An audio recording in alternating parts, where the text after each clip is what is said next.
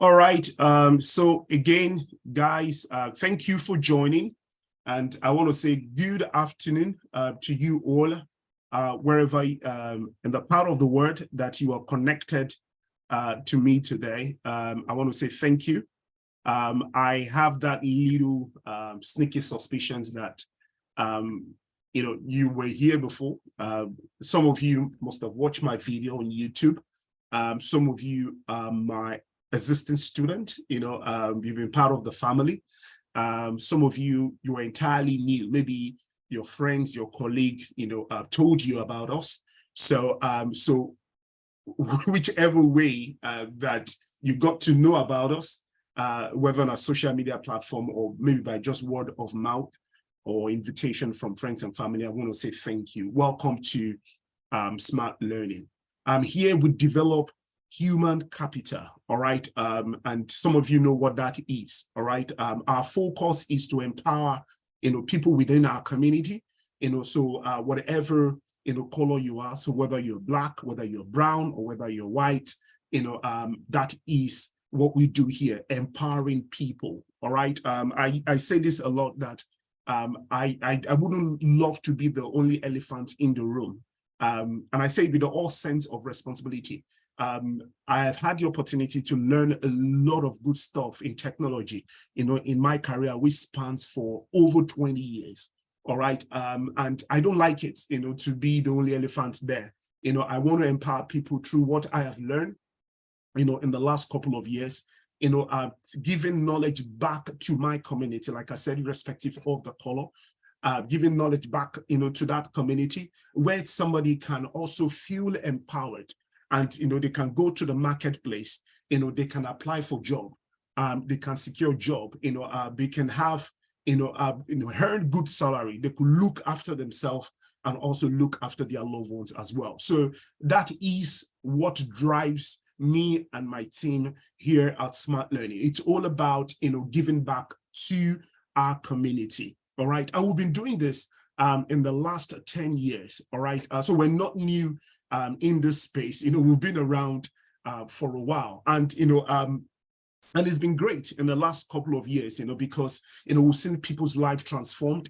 We've seen people literally, that doesn't even have any idea about cybersecurity, take our training, and they are all doing very well in their career. So I've seen bus driver, I'm here in London, take my training, and they work for consultancy. They work for one of the largest consultancy here in UK. I've seen people come from a care background, take my training, and they are doing well. I've seen beauticians, beauticians, people that look after the women, whether they are when they are going to maybe a function or party. I've seen them take my training, and they work for large financial services here in the US. So we have testimonials of people that have passed through our training, people that looks like you, people, that are not different, and when I say different, in the sense that, perhaps they've come from a different, entirely, when I say different background, they didn't go to university to study computer engineering or computer science,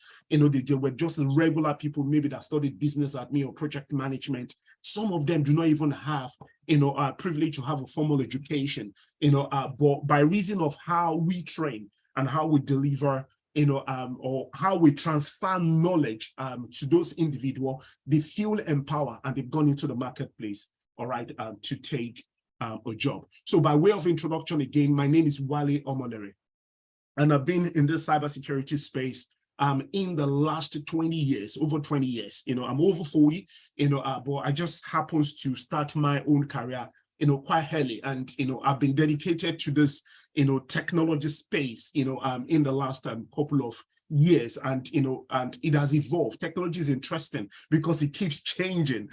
I remember a few years ago when I worked for ExxonMobil, then there wasn't anything like Outlook or Microsoft 365. It was Lotus Note, but you could see how things has changed. So technology keeps evolving, and it makes it more interesting, for you and for anyone that wanted to get into it. And in the last 20 years, I've worked for so many organizations, in different industry verticals. I've worked in financial services, in the big organization here in the UK. I've worked for the government as well. Here in the UK, I've done consultancy, for Accenture. I've worked for manufacturing and automobile, likes of Jaguar, Land Rover, and Honda. I've worked for Ministry of Justice here in the UK. I've worked for Nationwide. I've worked for massive insurance company here in the UK. So I've been there. I've done that, and what I bring to you today. And and this also applies to my team as well. What we bring to you is just the experience, all right?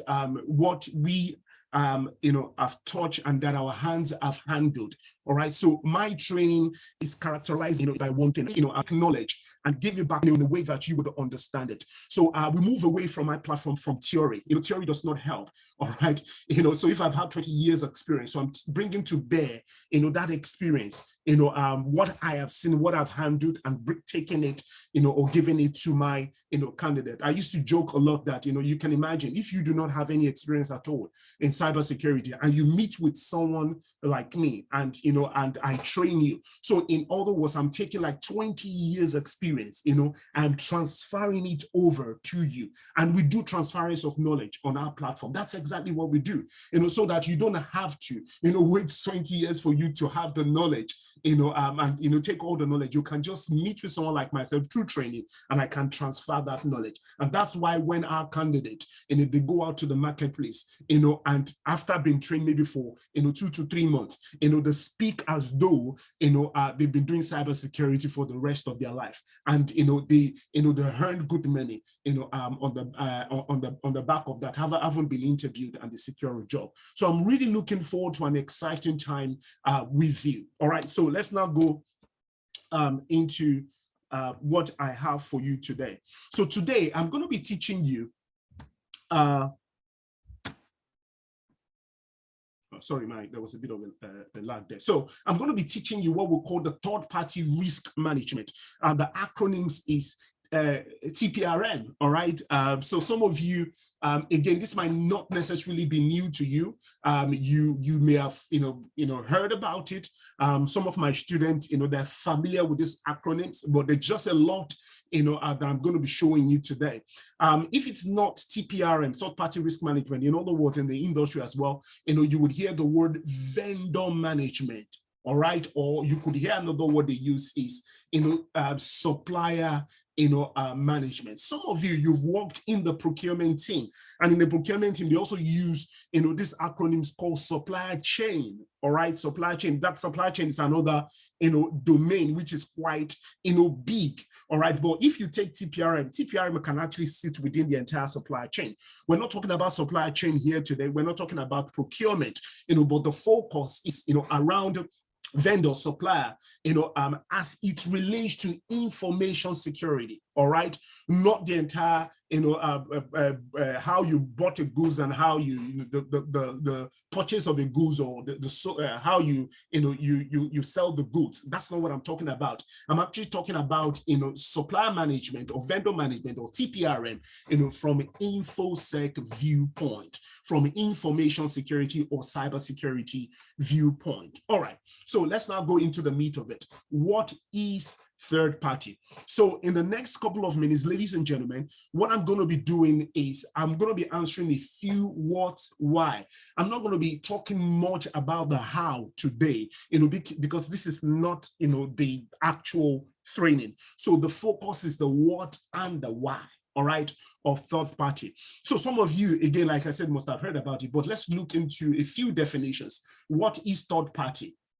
All right, so third party and vendor, are common terms used to describe business entity or individual that provides goods, that provide product, that provide the services directly to an organization or its customers. All right, so we use the word vendor and third party. These days we use them interchangeably, meaning that when you hear someone says vendor management, or when you hear another person says, supplier management, and when you hear third party, they're saying the same thing essentially. All right, so I don't want you to get confused. As a matter of fact, in the next couple of minutes that I'm going to be spending with you, I would use those words interchangeably. You will hear me use the word vendor, you would hear me use the word supplier and third party as well. But you see, what it is it can be an individual, it can be an entity that is providing goods and services to an organization. So somebody is providing service, the other person is receiving it. All right, somebody is providing services, the other person is receiving it. So if you look to my right, you will see this very nice, beautiful illustrations that I have there. And these are examples of, third party, of vendors or supplier. All right, so the first one there, it says MS365. The MS just simply means Microsoft. All right. So some of you that works in the office space, or by reason of you use email communications a lot, all right, you must have come across MS365. All right, so MS365, Microsoft are the people that actually develop our operating system. All right, beyond the operating system, they also, have a product that we call the Microsoft 365. All right, and what is that product? It is the email services, or the email product, that enables us, to be able to send an email, to and fro. All right, so that is MS365. Then we also have, what I call the Bamboo HR. This is another example of a supplier, but the name will give it away. So HR, so Bamboo HR is a type of company that provide HR services to another organization. So you would agree with me that some smaller organization may not be able to have or employ a dedicated HR personnel, so they can outsource their HR services, to another company, and such company can be, a Bamboo HR. All right, we have another one that we call the Paycheck.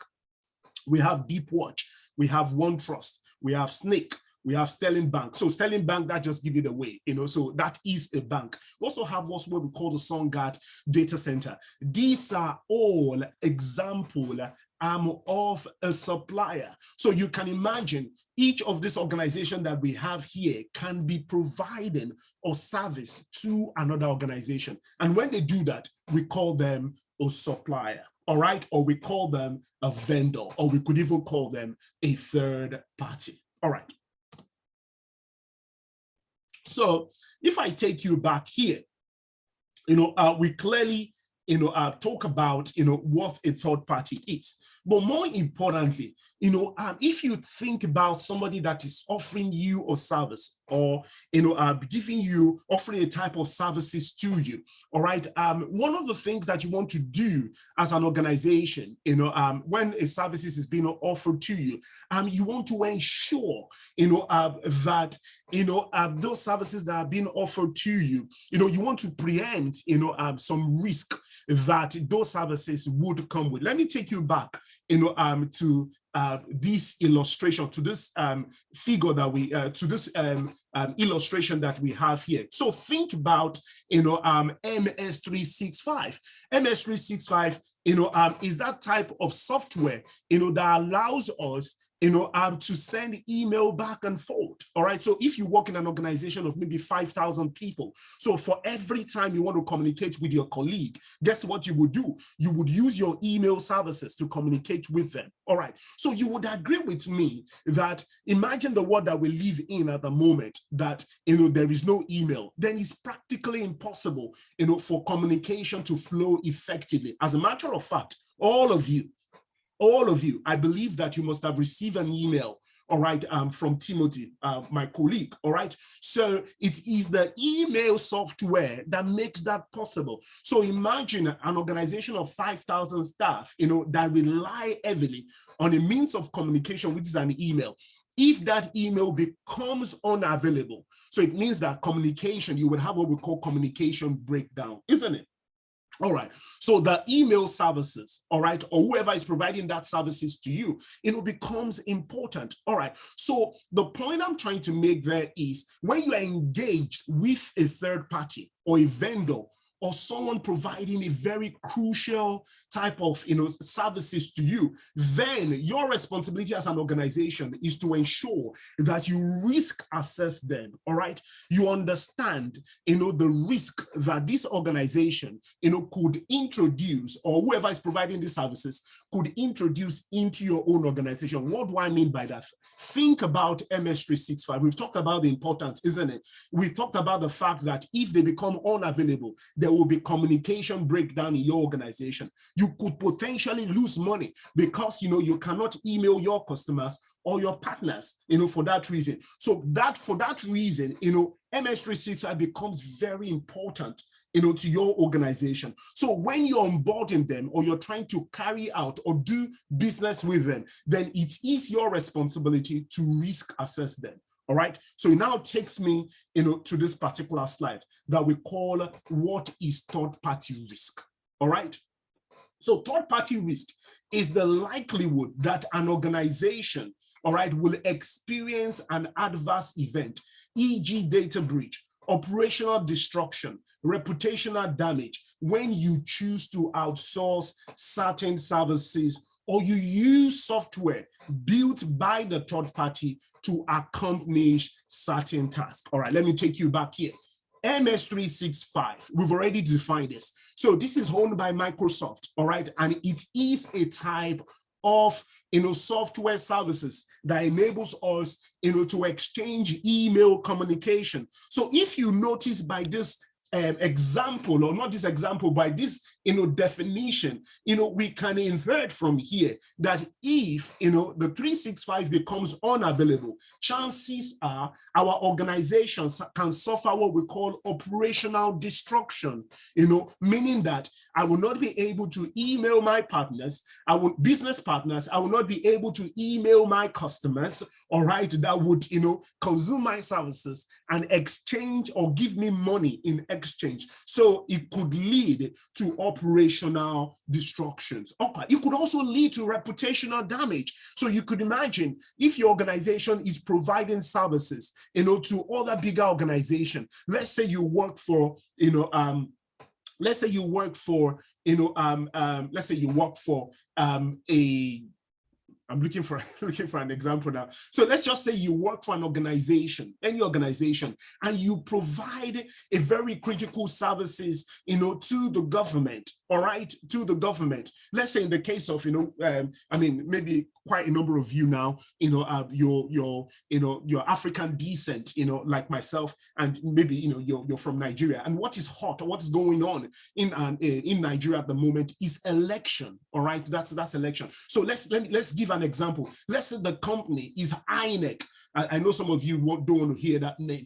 Let's say the company is INEK. Let's say INEK has engaged the services of Smart Learning, which is my company, all right, to ensure, all right, that emails are sent out, all right, to all of the INEK officials, that is supposed to be at the polling booths today. Let's say that is the services that my company has been contracted to do for INEK. Let's now assume that the means of sending that email is through MS365, which is Microsoft. All right, imagine that just today, this morning, then Microsoft decide that they ain't going to work, not that they ain't going to work, but the software becomes faulty. All right, guess what that would happen? It would lead to operational destructions because the INEK personnel will not be able to get the email. So there won't be any communication between the body of the INEK and the INEK official, and that could also lead to operational destructions. So it means that people might not, as it were,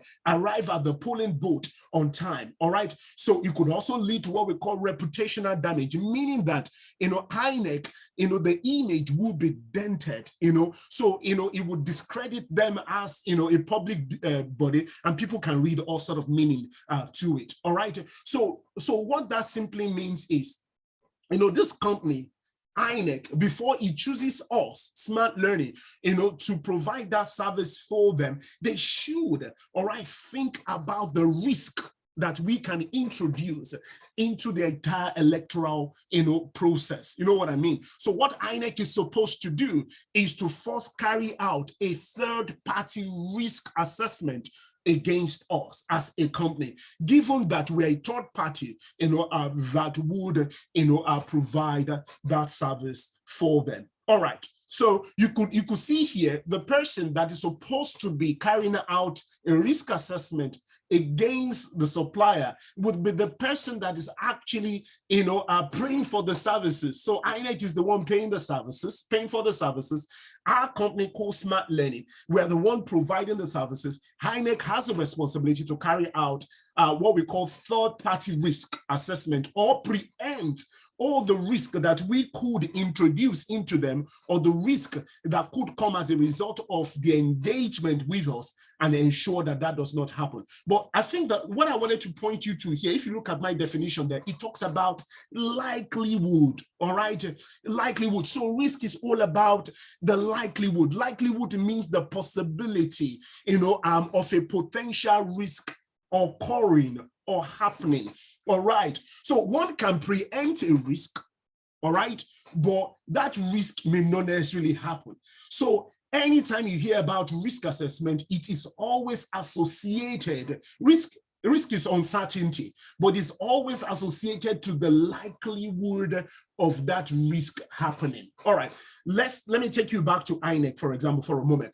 Let's say for INEK could preempt a few uncertainties by engaging us to provide service for them. They could preempt one, the fact that, the email communication channel, the MS365, could be unoperational, for a time being. They could preempt the risk that someone can hack into, the software, all right, and damage the software. They could preempt so many risks, so many uncertainty, all right. That preemption of those uncertainty does not necessarily mean that those uncertainty will come to pass or it would happen, all right? Hence, we talked about the fact that anytime we preempt a risk or uncertainty, we associate it, with the unlikelihood, all right? Can it happen? Will it not happen? You know what I mean? So unlikelihood. So I want you to focus your attention on that. So in third-party risk management, or the entirety of cybersecurity as it relates to risk, all right, we use unlikelihood, all right, can be measured on 3 levels, all right, and we use what we call subjective, all right, subjective analysis, okay, whereby you think about the likelihood of a risk happening, and you can score it, in 3 levels. All right. The first one, you could use what we call, the qualitative values, and those qualitative values could either be the likelihood of the risk happening is low, the likelihood of the risk happening is medium, the likelihood of the risk happening is high. All right. So let me take you back now. So INEK, for example, they had said, they've written down a few uncertainties, risk. Number one, like I mentioned earlier on, is, maybe the Microsoft MS365 software will not be available as at this morning when they need to send out information, all right, to the INEK official. Let's say that is one of your likelihood, all right, or the risk, and let's say that's one of the risks. But your likelihood now is, the question is, can this actually happen? All right, then they can also now answer the question whether it can happen, and if the chances of it happening is high. All right, the other question is, can it happen, and what are the chances? Is it medium or it is low? All right, so they have to answer all of those questions. All right, I'm going to show you what that means in the next few minutes, but we now understand what likelihood means. More importantly as well, a risk matrix, when you're carrying out risk matrix, all right, we could map on likelihood with impact, all right, we could map likelihood with impact. So you see, you would agree with me that if we conclude that the chances, all right, of MS-365 being unavailable this morning, all right, let's say the chances, the likelihood is high, then you would agree with me that the impact would also be very high. And what is the impact? It would mean that the INEK officials, will not, this morning receive an email giving them directives on what they need to do. All right. So what that would happen is many people, so the INEK official will not go to the polling booth, and many people will be disenfranchised. All right. So you could see there that, the impact on the entire nation of Africa, particularly Nigeria, will be very, very high. All right. Okay. So likelihood of risk happening, all right, is also directly proportionate to the impact. So the moment that you can ascertain that a risk can happen, then you should also think about, the resulting impact from there. All right, let's move on. So a few definitions here. All right, ranking of likelihood. What do we mean by that? So we already know now that, it can be qualitative and it can be in 3 levels when you're ranking your likelihood. We know that it can be high, it can be medium, and it can be low. But let me just look at a few definitions here, what that simply means, in real terms. So when it is high, we're saying that the threat source is highly motivated and sufficiently capable and controls to prevent the vulnerability from being exercised are ineffective. All right. The threat source is highly motivated and sufficiently capable and controls to prevent the vulnerability from being exercised are ineffective. Let me give you another example. I gave you the example of the INEK. All right. Let me give you another example. Let's say, a typical threat source, again, most of you, maybe some of you are from African descent, you could, relate with this example and what's going on in the now as well. All right, let's say, the threat source is thuggery. All right, let's say it's thuggery in the nation. All right, thuggery, people that does, ballot snatching and all of that. Let's say that is the threat source. Let's say the area in question, or maybe a polling unit in question, is, let's say, Surulere. All right, Surulere is hot. All right, some of you can relate to this because you are from African descent in Nigeria as well. All right, so let's say Surulere is, the location. All right, but the threat source then is, thuggery. All right, and what they do is, let's say, you've heard the information and they're highly motivated. All right, they wanted to do ballot snatching at all costs and cause all sort of pandemonium. All right, and they're also capable in the sense that they are weaponized. All right, some of them have some very sophisticated weapon, and there is no control in place. What is the control? There is no police or the military personnel to stop that. All right, so if you analyze the situation, all right, we're talking about how you will score it high now. All right, the threat source, which is the thugs, the area, which is an hotbed, where you have a lot of thuggery. That those thuggeries, or the thugs are quietly motivated because they are weaponized, they have weapons. All right, and there is no control. All right, there is no police. All right, or there is no, the military personnel to prevent them, from exercising whatever they have intention of doing. Then we can say the likelihood, all right, of ballot snatching, the likelihood, of people being disenfranchised is very high, in that community called Surulere. All right, if you're feeling my pulse, if you understand what I'm saying, can you put in just like a yes or no? If that example makes sense, I'm just taking advantage of the moment of what's going on. Is this making sense? All right, it's making sense to you. All right, complete. All right, thank you. Keep bringing it back. All right. So you understand that. Let's now say, well, if it's medium, the threat source is motivated. All right, what is the threat source? All right, the thugs or thuggery. All right, and they are also capable. Okay, capable in the sense that they've been highly motivated, they are weaponized, but in this case, controls are in place.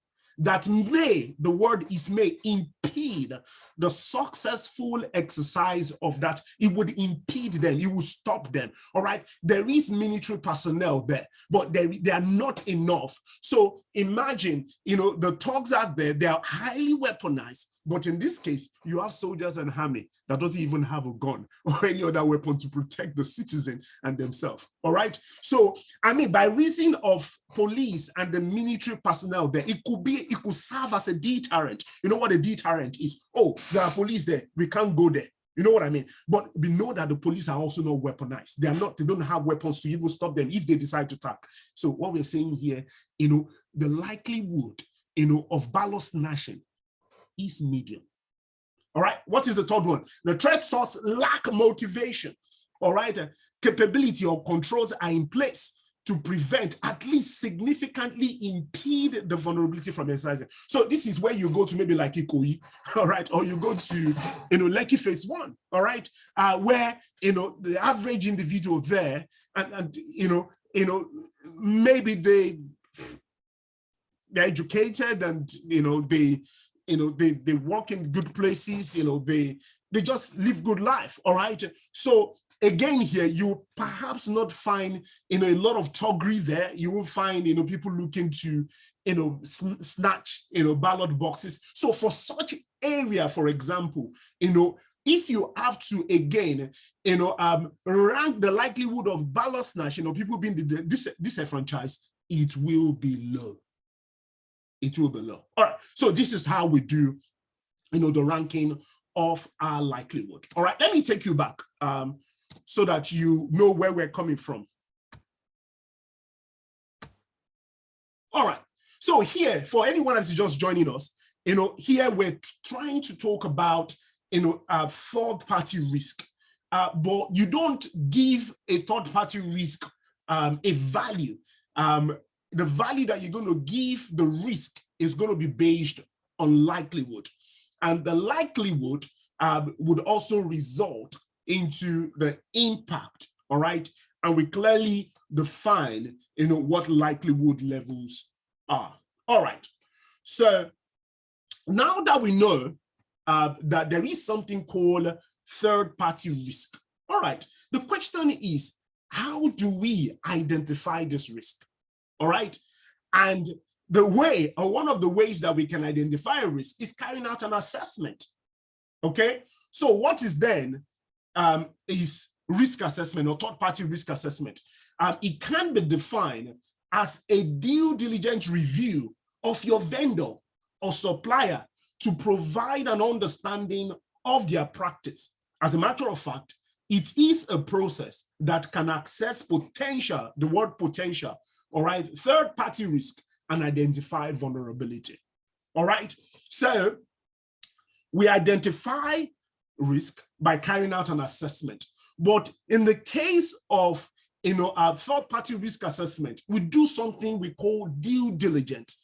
Due diligence is when you identify. So if you're going to, like in the case of INEK and or smart learning, and like I said, if INEK wanted to engage us, as a company that would be responsible for the delivery of email, all right, to all the INEK official, all right, what INEK is supposed to do is to carry out a risk assessment against us, on us, by doing a due diligence review. Don't forget that we are a vendor or a supplier that INEK is looking to engage with, all right? I use the word looking. So INEK is not supposed to offer us a job without carrying out a risk assessment. As a matter of fact, the risk assessment should precede, before signing of the contract. It should be something that they have done. They should be satisfied with us, all right? They should be satisfied with the controls that we have in place before, they offer the contract to us. So, but the point here,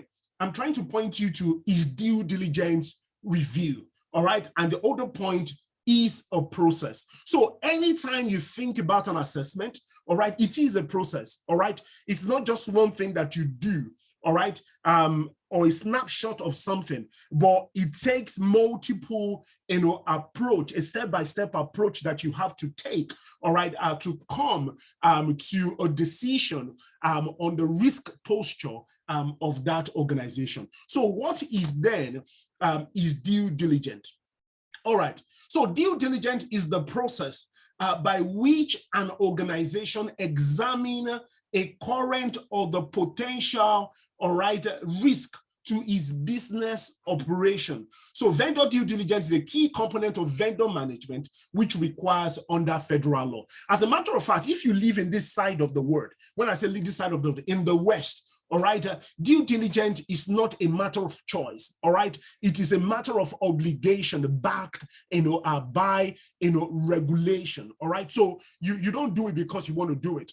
Apart from the benefit that comes with it, all right, it's also backed up, all right, by regulation, all right? So what are now the types of due diligence that is there? So I have a few here. We have one that we call the onboarding due diligence. I'm still going to come back to what each of them means.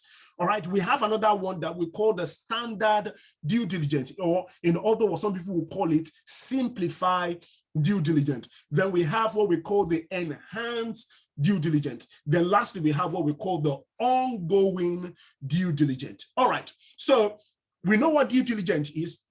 It is what we do, or it is what, INEK, who wanted to contract contracted services to what are smart learning. That is what they are supposed to do, all right, before, contracting the job out to us. Like I said, it precedes the signing of the contract, all right? They are supposed to have done it early enough, before they give us the contracts. All right, then we're talking about what are the types of due diligence that is there.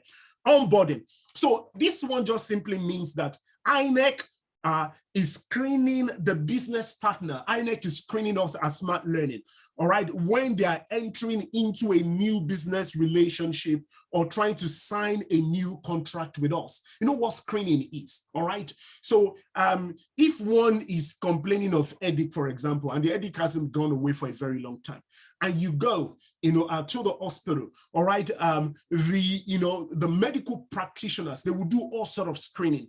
They just wanted to eliminate all the possible things, in that person's body, all right, that could, be causing the headache, all right? They will do the screening. They will take you through all sort of, tests. They will take blood samples and they will check. They will just ensure that, so when they give you all the prognosis, or in terms of, the drugs, they know exactly what the problem is, and they're giving you the right, drugs or medicine, to address that issue. All right. So that's an example from medical viewpoint. The same is also true as well in business. All right. When you wanted to engage with someone, that will provide a critical service for you, like in the case, of INEK engaging smart learning. And, the service is quite critical because, emails have to go out to all the INEK official. It's critical because we know the impact.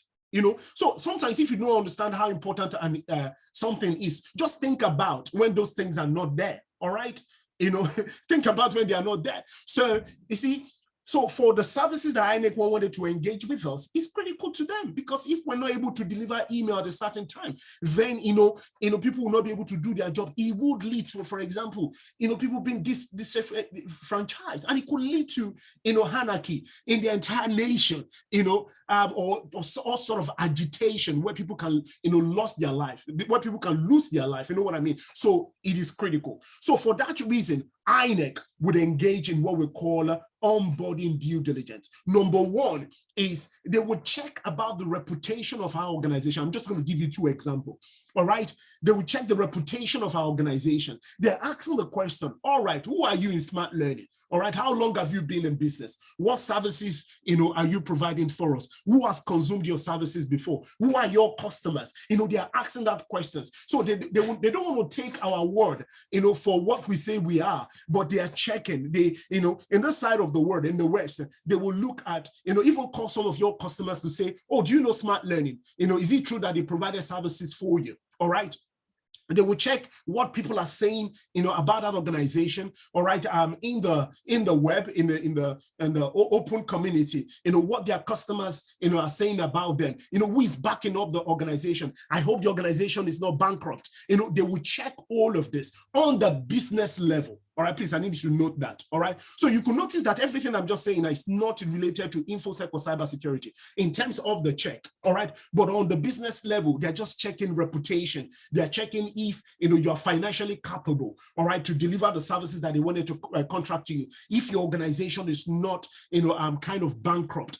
All of that on the business level, they will check. That is what procurement teams could do at some point. All right, that is onboarding due diligence. All right, then it could lead to now what we call, the simplify or the standard, all right, due diligence. All right, so this is where InfoSec or cybersecurity comes in. So if you are aspiring, to work in this space, for example, this is where, you would come in, what we call standard due diligence or enhanced due diligence. I'm going to define that in a moment, but know that standard and enhanced due diligence are different, but there is something that precedes what you would do in due diligence under InfoSec or cybersecurity, whether they would be standard or whether they would be enhanced. All right, there's something that precedes, and all that thought, because I'm going to be coming back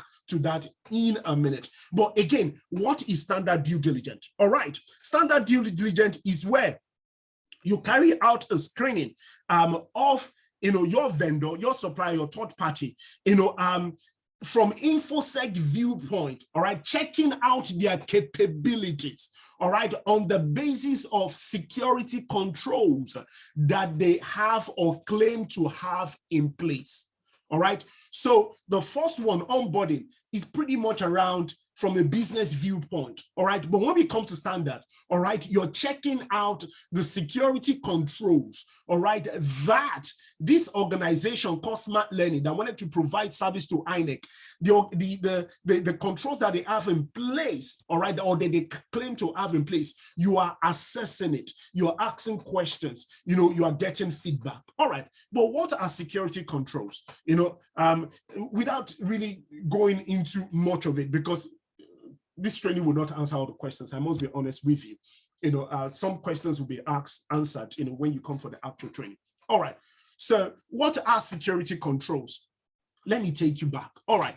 So Smart Learning is going to be providing email services, to INEK. All right. And we've already said that service is critical. All right. It's critical because we understand the impact, isn't it? All right, let's hold that thought. It's critical because we understand the impact. All right, but in that email, every one of you would agree with me that, if this is important, then it means that, the email must go out at a particular time and it must be delivered, all right, to all the recipients, all right? It must go out at a particular time and it must be delivered to all the recipients at a particular time. So it means that when I send it out at 8 a.m., in few minutes time, all right, if you have your mobile phone, it should be delivered on your mobile phone immediately, and you should receive that email. All right, so it means that, all right, that email, all right, of course, somebody would argue with me, among other things. Somebody would say, oh, because we're in Africa, you can think about network and all of that. So let's take network outside. I'm talking about, we Smart Learning that is providing the services to INEK, from our portal, we push out all of the email, all right? We push it out, all right? So it means there that under the standard due diligence that you're going to be carried out from InfoSec viewpoint, you have to ensure that the infrastructure that Smart Learning, claims to have to provide that services, that infrastructure, is up and running. All right. So if if INEK is carrying out any due diligence against us under the standard due diligence, they would ensure the availability of that infrastructure, the availability of the infrastructure that we're using to push out, all right, that email, to all the recipients. All right. Among other questions, among other controls that, would be checked under the standard due diligence, one thing that is important is the availability of the infrastructure. All right. So that is the availability of the infrastructure that's going to be used to push out that email across. Then comes the email as well. All right.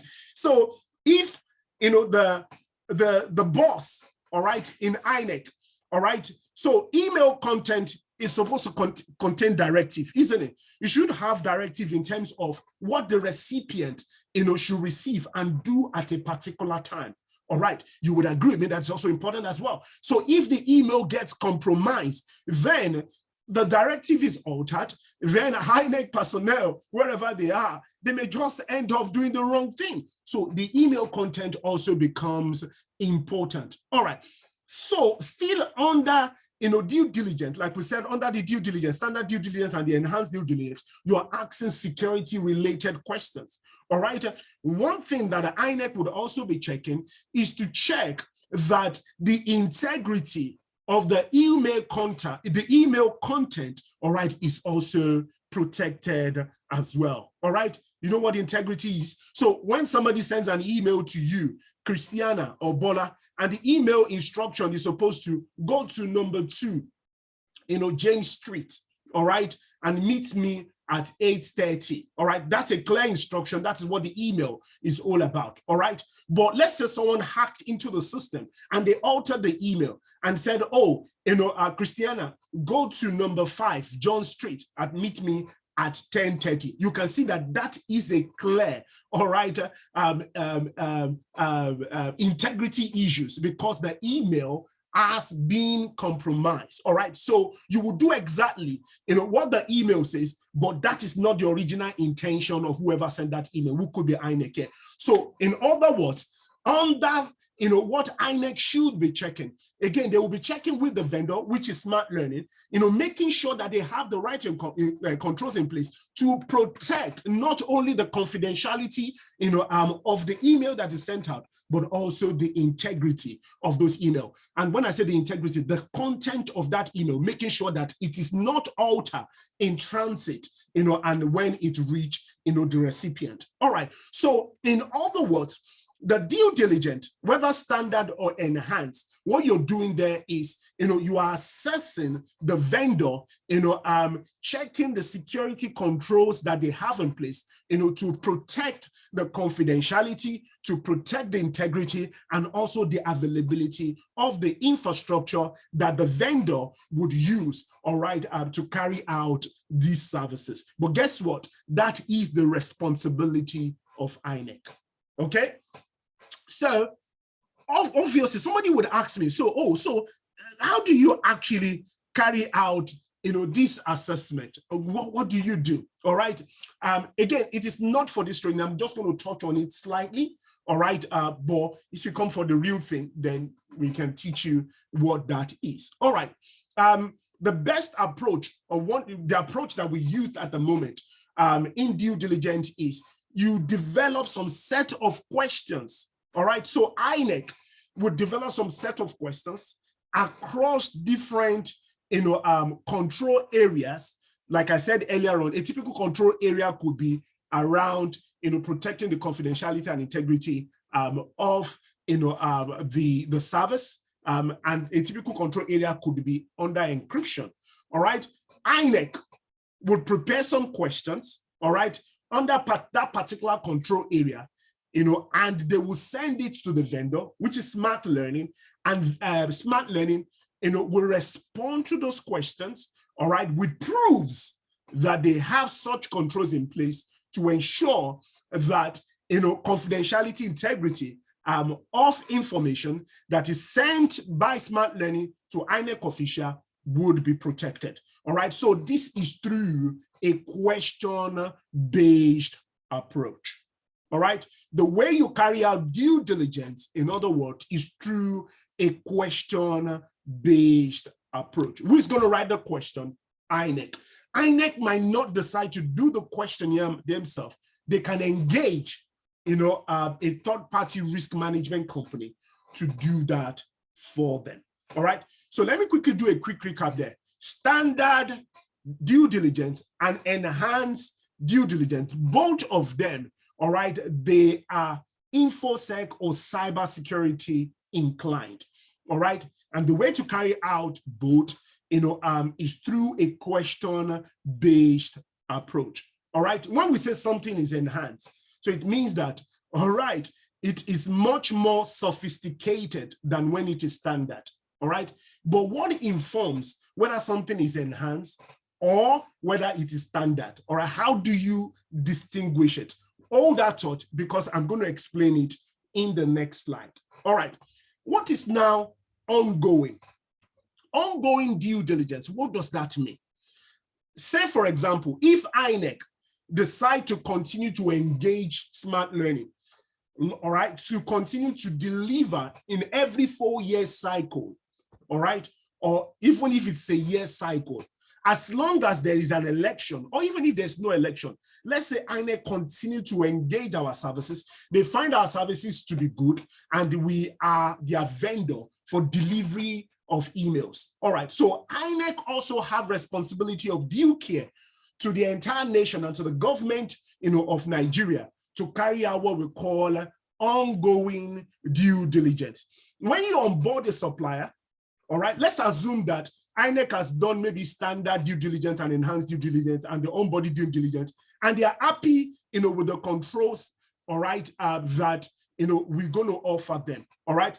Let's say they now enter into a contract with us at Smart Learning, and we agree that the contract is going to be for 4-year cycle, okay? What INEK, their responsibility is they are supposed to be carrying out, all right, ongoing due diligence, meaning that maybe yearly, depending on how critical we are to them, all right, depending on the criticality of the services, that we're offering them, and, how they perceived us, all right, as a supplier, whether we're a high-risk supplier or low-risk supplier or medium-risk supplier, they would carry out what we call ongoing. And the ongoing could be on a period of 1 year, meaning that it could be annual, all right? So again, INEK, on a yearly basis, they would carry out, again, whether a standard due diligence or enhanced due diligence against us in Smart Learning, making sure, all right, that the controls that we have in place is sufficient and it would always mitigate all the risk, that they have identified. So that is what ongoing due diligence is. All right, best practice suggests in the marketplace that, when you deem a supplier as critical to your organization, then once in a year, on an annual basis, you must carry out a due diligence on them. The only time that you will not be carrying out a due diligence is at the expiration of the contract that they have with you. It might be different if the services that they are offering you, is a low risk, you know what I mean, and you have categorized that supplier as a low risk supplier. All right, then you do not have a need, to carry out an ongoing due diligence. But for medium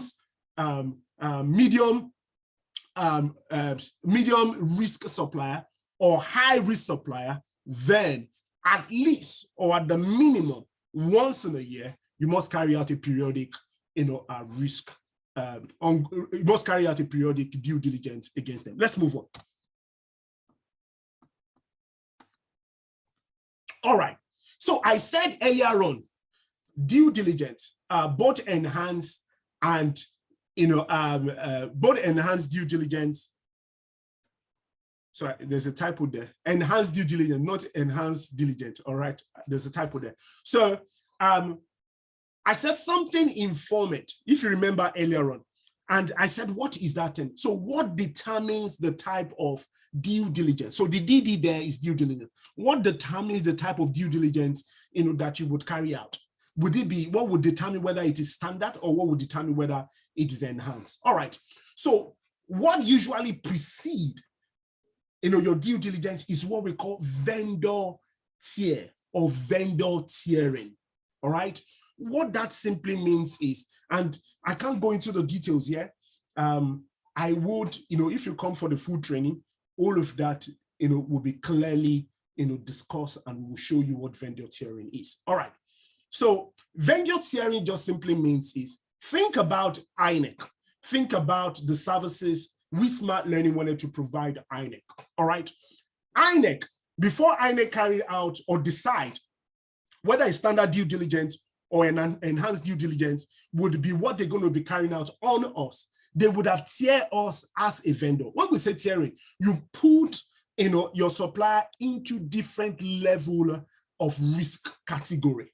All right. What do we mean by tiering? Let me put it again. When you say you tier vendors, you put your supplier into different risk category. All right. And how would INEK do that? All right. What usually start is from here is INEK, would have carried out on us. All right. They would calculate what we call inherent risk. Okay. They will look at us as a vendor. All right. And they would calculate the inherent risk. All right. Inherent risk just simply means that, all right, the risk that we, supplier, which is smart learning, that we can introduce into INEK or we can bring into INEK, all right, before applying any controls. The way I explain it to my student, think about the way I explain inherent risk to my student. Think about you wanting to buy a laptop. But one thing that you wanted to use the laptop for is, among other things, you wanted to be able to do your schoolwork on it, check your email, and also browse the internet. Let's say you go to the shop and you bought a laptop, all right? And when you bought a laptop, it would come by default, isn't it? Default in the sense that there wouldn't be any sort of controls, such as maybe anti-malware or antivirus that is installed on it, all right? There won't be anything on it. They will just give the laptop to you. But you can go ahead and put your antivirus, maybe your McAfee or your Kaspersky or Symantec or anything. You can put it on it. It's such that you wanted to protect, all right, your laptop from virus and malware. All right. But let's say you go to the shop and you bought a laptop, all right? The moment you bought that laptop, you open it up. A lot of laptops will also not come with default password. No, it wouldn't have a password. You have to configure the password. All right. So configuring the password, it is a type of you protecting the password. It's an access control, all right, that you have put in place. Putting a malware, putting a anti-malware or antivirus on your laptop, that is another type of control, all right, that you put in place. And what that's supposed to do is to protect your laptop, all right, from virus or malware. All right, so I've given you two examples of control. Number one, access control, which is the password. Then number two, antivirus or anti-malware, which is also an example, all right, of an endpoint protection control. The endpoint is your laptop. All right, so all that thought. So let me bring you back.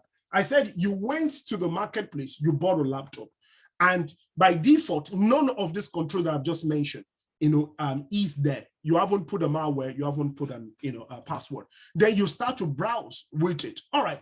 We all know that one of the places that viruses come to the laptop is on the internet. Is that correct? All right. So if you go to a dodgy website, let's say you wanted to watch a movie now that is a new movie and you don't want to pay for it.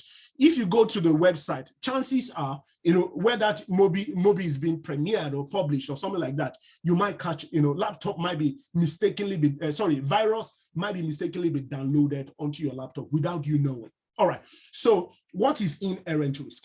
So the inherent risk there is the fact that you have a laptop, which is a type of asset that you have used to browse the internet without any control.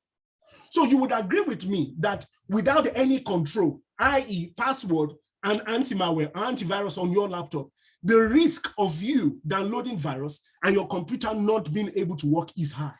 So without any control, the inherent risk is high. All right, inherent risk is always high without any control. But listen, if you now put controls on your laptop, you put password, you also now put, your antivirus and anti-malware, you do all sorts of nice things just to protect yourself. You're educated around, phishing and how to identify one. Guess what? You have now harmed yourself with information and some controls to protect your laptop. All right. So even if you go to the internet and you go to the dodgy website, viruses might come into your laptop, but because you have controls in place, it would protect the laptop, from those viruses, from damaging your computer. All right. So inherent risk, the view that you take about inherent risk is the risk that can come into your organization without any control. So what does this mean for tiering? It just simply means that before INEK would engage us or engage or any other person, they would ask the question, what information, all right, are we sharing with smart learning? All right, what are the controls that smart learning, have in place? They would think about, the criticality of the services, that they wanted to engage us with, all right? And on the basis of that, they would be able to tell, you would agree with me in some, when you're working with some vendors and they are providing services for you, some of them, you're not even exchanging data with them, isn't it? So if you have an organization, so INEK, for example, would have a company which is providing man guard for them. Man guard, security guard, people that will just be mounting the office, mounting the door. All right. So in other words, INEK, for that organization, INEK is not engaging them, to provide, to print, the ballot paper. They are not engaging any data or exchanging any data with them. So for such organization, which is providing the security service, the risk can be deemed low. All right. So that will fall under level 3. All right. So if you tier that vendor, you bring them under level 3. All right. Maybe for another organization, they are the one that is responsible for the ballot papers. They are the one printing it, that they will ensure that the logos, are printed on the ballot papers. All right. So INEK, as it were, is not sharing electoral, emails, the Nigerian populace, the email and the names of people. INEK is not sharing that with such company that is just involved in a printing. They are printing, materials, but they are not exposed to data. So for that reason, they could be deemed as a level 2. In other words, they could be medium. All right, but you would agree with me that INEK has engaged a company to develop the beavers. All right, and beavers is another very important gadget that without beavers, we cannot have an election. All right, and they said, according to them, INEK said data would be uploaded into the beavers, isn't it? All right, and beavers would do all sort of, they can configure it to make some changes. Beavers has the ability to do biometric, because they do facial recognition, they do thumbprint and all of that. These are all sensitive information because people's first name, last name, home address would be loaded on the beavers. And more importantly, biometric information will be loaded on the beavers. All right. So if INEK is engaging another organization to do that on the basis of the information that INEK is going to exchange with them and the inherent risk, guess what? That would be, a level 1, which we can call a high risk vendor or, critical risk vendor. All right, is this making sense? If it's making sense to you, please give me a thumbs up from that example about the tiering.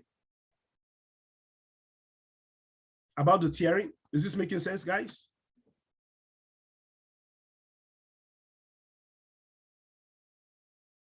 Okay, someone says it's making sense to them.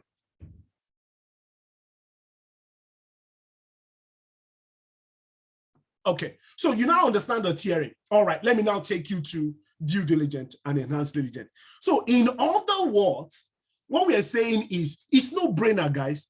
So the first company, which is level 1 that we talked about, that one is no brainer. If INEK wanted to do, due diligence on them, guess what? It would be enhanced. It would be enhanced due diligence by reason of the data that INEK is going to be exchanging with this organization, or by reason of the data that, this gadget, all right, would be processing. Somebody can argue that, oh, INEK owns the gadget. No. All right, whether they own it or not, don't forget that somebody designed or an organization designed that gadget for them. And before the design of the gadget, INEK would have given enough information to that organization that, listen, this is what we wanted this gadget to do. It must be able to do biometrics. It must be able to process data in real time.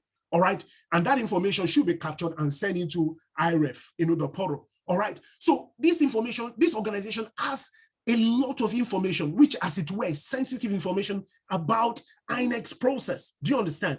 So if INEK are going to engage them, they would go to the hand, the far end of what we call the enhanced due diligence.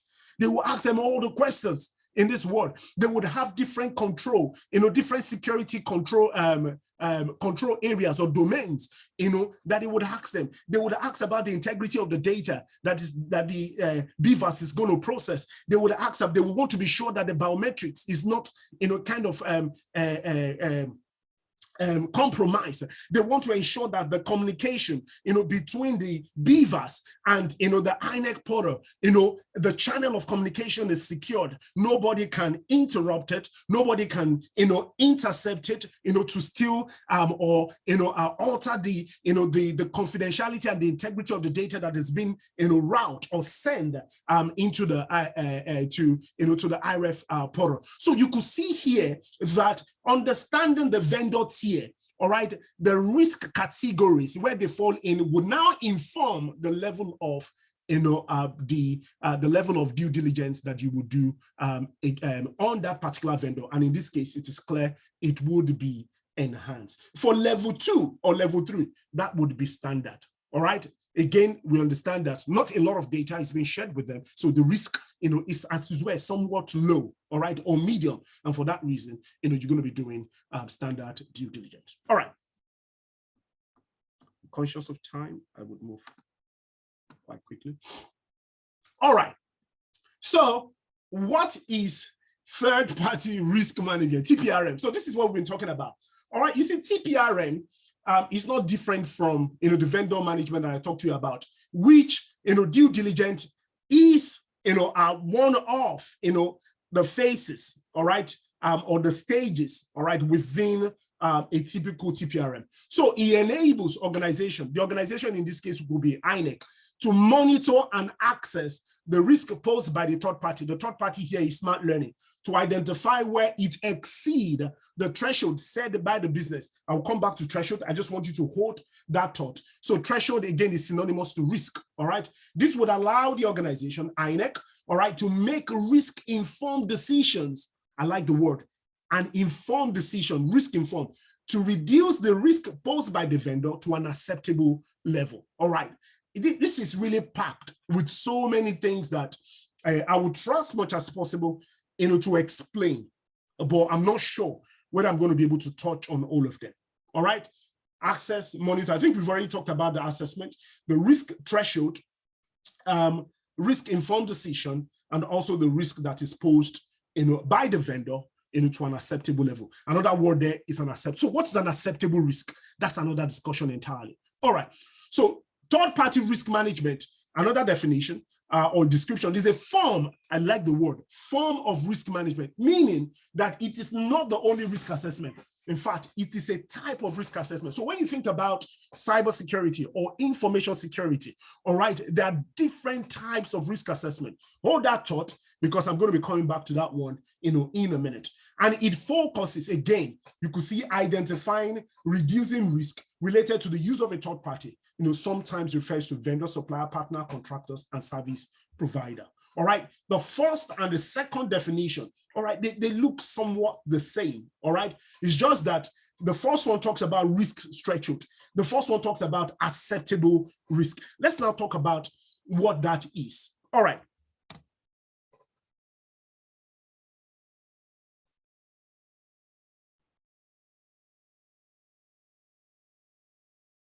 Okay. So let's talk about acceptable risk. All right. So risk threshold. I'm not going to spend too much time here because it's beyond the. What is here is just beyond the training today. Of course, you can't be in this training and be a risk guru. All right. All of a sudden, no. There's just so many aspects that we just slightly touched on that in the real training. We would communicate more. Timothy, if you're here, kindly post our link. So for those, that may want to come be part of our training and part of the Smart Learning family, Timothy would post a link there. It's for the actual training registered within. Secondly, there would also be another freebie for those that join us late. That would be next week, Saturday, about the same time, 12 UK time. That time, then we're going to be talking about, we're going to be talking about vulnerability management, but we're going to be focusing on what we call SCADA, or what we call operational technology. Don't worry if you're not technical and some of these things is like too high level for you. All right, you can come and learn it, or you may choose not to come, but it's also a very interesting area. All right, and I would implore you to come for that one as well. That's going to be next week, Saturday. All right, okay, so Timothy, if you haven't done so, please do us a favor, put the link out there, for someone to click on it and register with it. All right, thank you, Timothy. All right, so risk threshold. So if I take you back here before I paused earlier on. All right, so we said here that the whole idea about TPRM is so that you understand the risk that this vendor or supplier can pose into or introduce into your organization. But more importantly, you want to identify it where it exceeds the threshold. What this simply means, you see, every organization like INEK, all right, every responsible organization, I'm using INEK because some of you can, relate to it, but every responsible organization, all right, will set out a risk threshold for themselves, all right, meaning that, all right, they set out a level of, the risk that they would be willing to be exposed to, or the maximum amount of risk that organization or individual can take. All right. In fact, in everyday life, even us, if someone offends you or someone has been offending you, all right, you can go and be very angry. You can just say, oh, I can't take it anymore. And meaning that, listen, maybe this person has perpetuated the same act over and over again. So, your level of tolerance at that particular time has gone off the roof. You can't take it anymore. You can liken that to a threshold. So every responsible organization should have or define the maximum amount of risk that they can take. All right, it's important. I'm not going to teach you how to define that in this course. So it's important that I let you know. The real thing we're going to teach you. But just know that, there's something we call risk threshold. In other words, it is the risk-bearing capabilities, all right, or capacity, or the risk appetite of that individual or that organization. So what does this mean, for a third party? Let's take the example of, I take you back, the tier 1 or level 1 vendor, the organization that actually configured the beavers. Remember that one?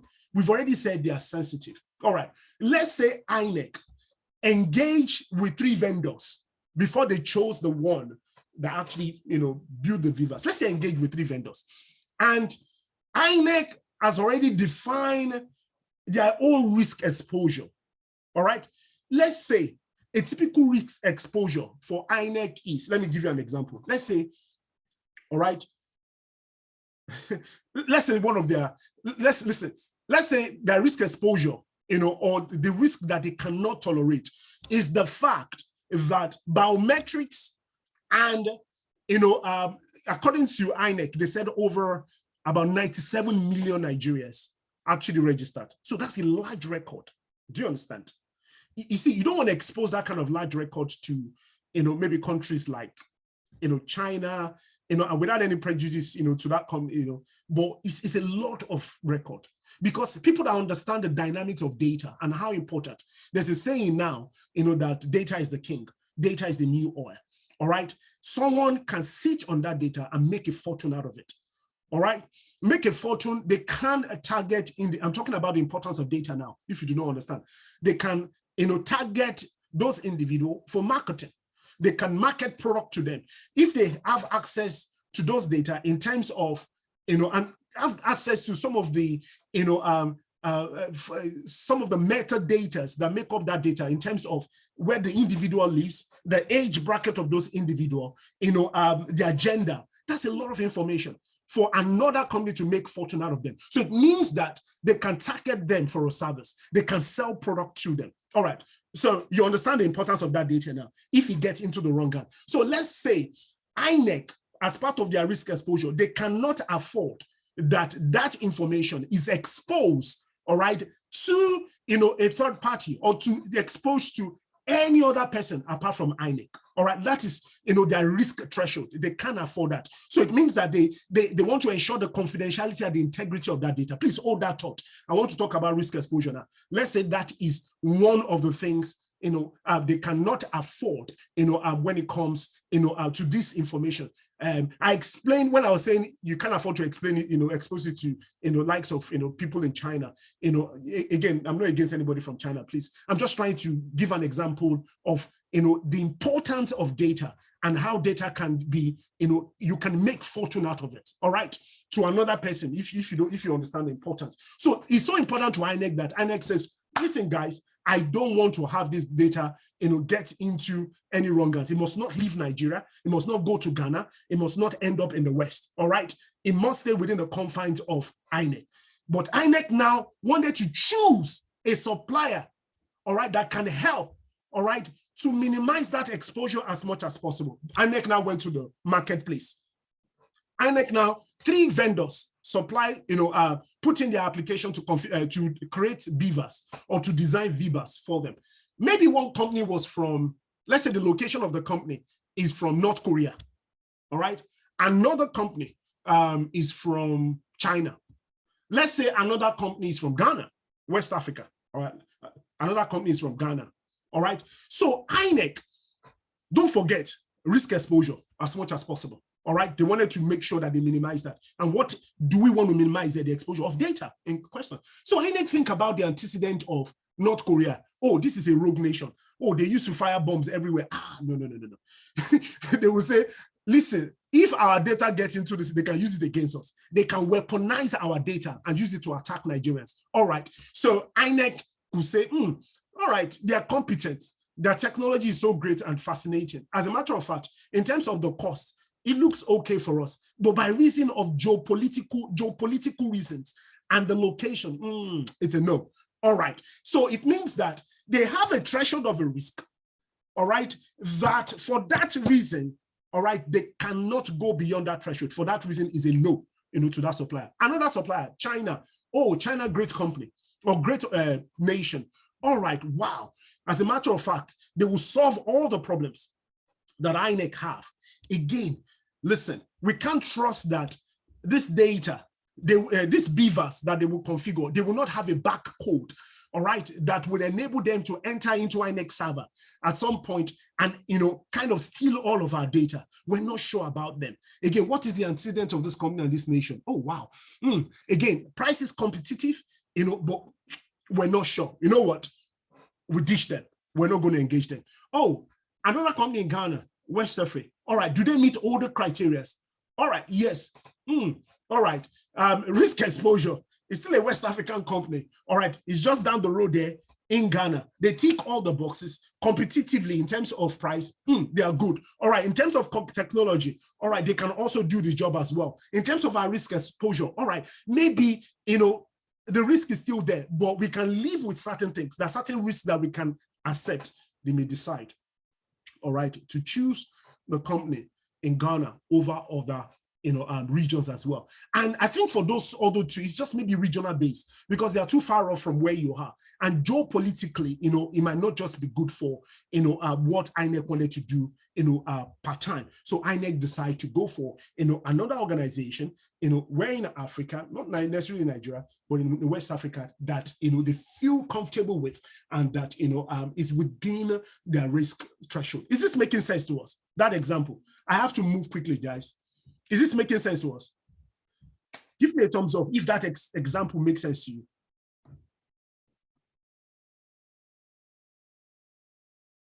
Is this making sense, guys? Just need more yeses. All right, before I move on. All right, thank you, guys. All right, okay, so let's now move on. Let me quickly take you back here, guys. If I take you back here, remember I said here, form, I said here, TPRM is the form of risk management. So it means that it is not the only risk management. All right. So what are all other risk management or risk assessment approach that we use in cybersecurity or in IT. We have what we call the vulnerability assessment. We have penetration testing. We have IT audit. We also have IT risk assessment. All right, I am not gonna, all right, explain what this is. The reason for this is just for me to show you that TPRM is not the only risk assessment approach that we use. In the entirety of cybersecurity, there's a whole lot of them. In fact, there are a few that I didn't mention here. We have threat hunting, we have threat modeling as well. But you see, when you come for the actual training, we have a training on all of this, all right? So if you wanted to learn other forms of risk assessment, then, come, and subscribe to our training. All right, so let's move on quickly on that one. Then, why is, third-party risk management important? Why, some of you might be thinking that, oh, so why the first? Number one, all right, you see, third-party risk management, you don't do it just because you want to do it, all right? It's also backed up by regulation as well, all right? Like we said that you can, as it were, transfer your risk, in cybersecurity. You can transfer risk, but you see, the risk is still with you, all right? Let me put that in, let me explain that. Let me say, for example, in the West and anywhere across the world, if you buy a car, all right, or when you buy a car, you buy an insurance with it, all right. What the insurance is supposed to do is to protect you and protect the car should anything bad happen, isn't it? But listen, you can't be negligent, all right, and claim that insurance will pay you off. Let me give you an example. If you walk out of your car with your ignition on, somebody run away with your car, insurance is not going to pay you anything. So you can't see, you will see there that you can, as it were, transfer your risk to the insurance. No, you have responsibility of due care for yourself and also for your property. Do you understand what I'm saying? So in cybersecurity, we will say that the notion is we can't transfer risk. The risk is we still hold it. We can buy insurance, all right, to lessen the impact, all right, of a risk, on an organization to protect us. God forbid somebody, even run into an accident, even if it's not your fault, but because you have insurance on your car, insurance could pay out. But not the other scenario that I painted, that someone just, oh, you can't be bothered. You have your ignition car on and you walk away. Somebody who is going to steal your car, insurance is going to pay you anything. Nothing, they won't pay you anything. So what do I mean by that? Every organization has the responsibility, all right, to ensure that if you are engaging a vendor and if they're going to prefer or provide any services for them, you do a thorough due diligence on them, all right, before you engage them. So third party are important key to the success of our organization, all right, of any size, or becoming more and more resilient on third party for their innovation, growth, and digital transformation, all right, and that's true. All right, so if you think about Zenith Bank in Nigeria, so Zenith Bank in Nigeria, or Bank of America in New York, or HSBC here in the UK, if you think about all of them, all right, they are financial services. And you take your money there so that they can protect it. And sometimes you even invest in stock. You invest in some of the, maybe ISA and some other, services that they have, so they protect your money. And protection could be, they also help you to make more money, isn't it? But you would agree with me that HSBC, Bank of America, and Zenith Bank of this world, they are not a software development organization. So their website, the beautiful website, the app that you consume, guess what? They must have contracted that out to a third party or a vendor that is creating that beautiful app for them and making sure that those apps are operational 24 hours by 7 across 365 days. All right, so meaning that the reason why third party is important is because organization, engage them. They engage a supplier, engage a company, people that are going to provide service for them on the basis of innovation, growth, and digital transformation. So you all know what digital transformation is. Bank services wasn't what it is, 10 or 20 years ago. Now, at the comfort of your home, I'm talking about digital transformation now. At the comfort of you could send money, to your loved ones across the world. That's digital transformation. It is not the bank that created those apps. Bank engage the services of a third party to do that for them. So that is one of the importance of third party or a supplier. The risk posture of a third party is crucial to the risk posture, reliance, and reputation of the organization. This is what I'm saying here, that you can, as it were, you can't, as it were, transfer your risk and fold your hands. All right. It is important here that, as you engage a third party, you are also involved in a thorough, due diligence to ensure that your risk is not exposed as much as possible. And lastly, here, it is also backed by regulation. Let me now take you to, if this is backed by regulation, if banks of America, HSBC of this world, Barclays and all of them, if they engage third party, to do their services, and we now know the importance of risk, then it means that there is a lot of job in this area. Time does not permit me to show you some stats, all right? The stats is mind-blowing in terms of the job that is here in the UK, in America, and across the world. I don't have a lot of staff, stats, from Africa, particularly in Nigeria, but, here, the job is massive. Number one, and what is the driver? The driver, again, is most organizations are engaging third party, to provide services for them. All right. Most organizations, are engaging digital transformation. And as long as that continues, guess what? There would always be risk, and there would always be a need for somebody, to carry out, risk assessment and management all along. And number three, which is the most important thing, is the fact that this is also backed up by regulation. Let's talk about areas of risk. So what are the possible risks that a typical third party, can pose onto an organization? We talk about INEK, the Beavers company, the company that is printing the ballot, papers, and the man guard, all right, that is providing the security. What are the risks that such supplier or vendor can pose to INEK or any, organization? Number one is what we call strategic risk, all right? So this one is quite on the high, all right? So if you have, there are some vendors that we call material suppliers, all right? I'm not going to really go into this, material suppliers in the sense that the sort of services that they provide for that organization is so important, all right, that if that services becomes unavailable, all right, strategically, all right, it could affect, all right, the objective, and the vision of that organization. Hence, we call them material suppliers, all right? So if you think about a company of 5,000 staff, and you're consuming, a Microsoft, 365 service. Let's say, that service that is what provides your email, all right. So, and I said the criticality of that service could mean that if that service is not available, maybe think about it for a split of seconds. Emails cannot go out. Think about it for 1 hour. Think about it for 2. Think about it for a day, 24 hours. Think about it for 2 days, a week, and a month. It means that there is a problem. The entire business can be crippled. The same is internet services as well. If some of you remember during the COVID era, God forbid, we never experience that again. A lot of organizations went under, all right? They went under not because of COVID.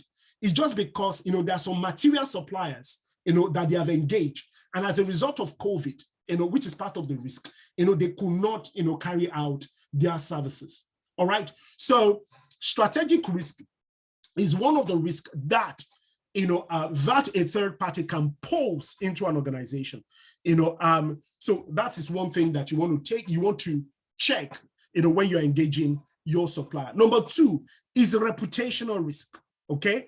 Reputational risk can also, this one can hide on the reputation of the third party with whom you are doing business with. Say, for example, if a third party has an issue with reputation or data breach, all right, it can lower the customer trust, or they can lower the customer trust in your business, that works for that third party. Let me give you an example. If Zenith was hacked, all right, let's say they suffer a cyber attack, and their services was down for a week, all right, you would think twice as an organization, isn't it? If you're going to do any, do any business with them, you will probably just make a decision and take your business away to somewhere else. All right, because, and the reason is because they have engaged the services of a third party, all right, which, have not provided the right infrastructure, and it has caused, Zenith services, i.e., maybe their website or their ATM, to be unavailable to the customer, all right? And for that reason, customer, all right, which is you and me, we can decide to take our business somewhere, all right? So when you're engaging, all right, a supplier, all right, it's important for you to understand, again, the antecedents. All right, what are their jobs? Who are their services before? Have they worked for someone where, they've just messed up their services? If that is the case, if you engage them, how will it rub off on your own organization? Let me give you an example.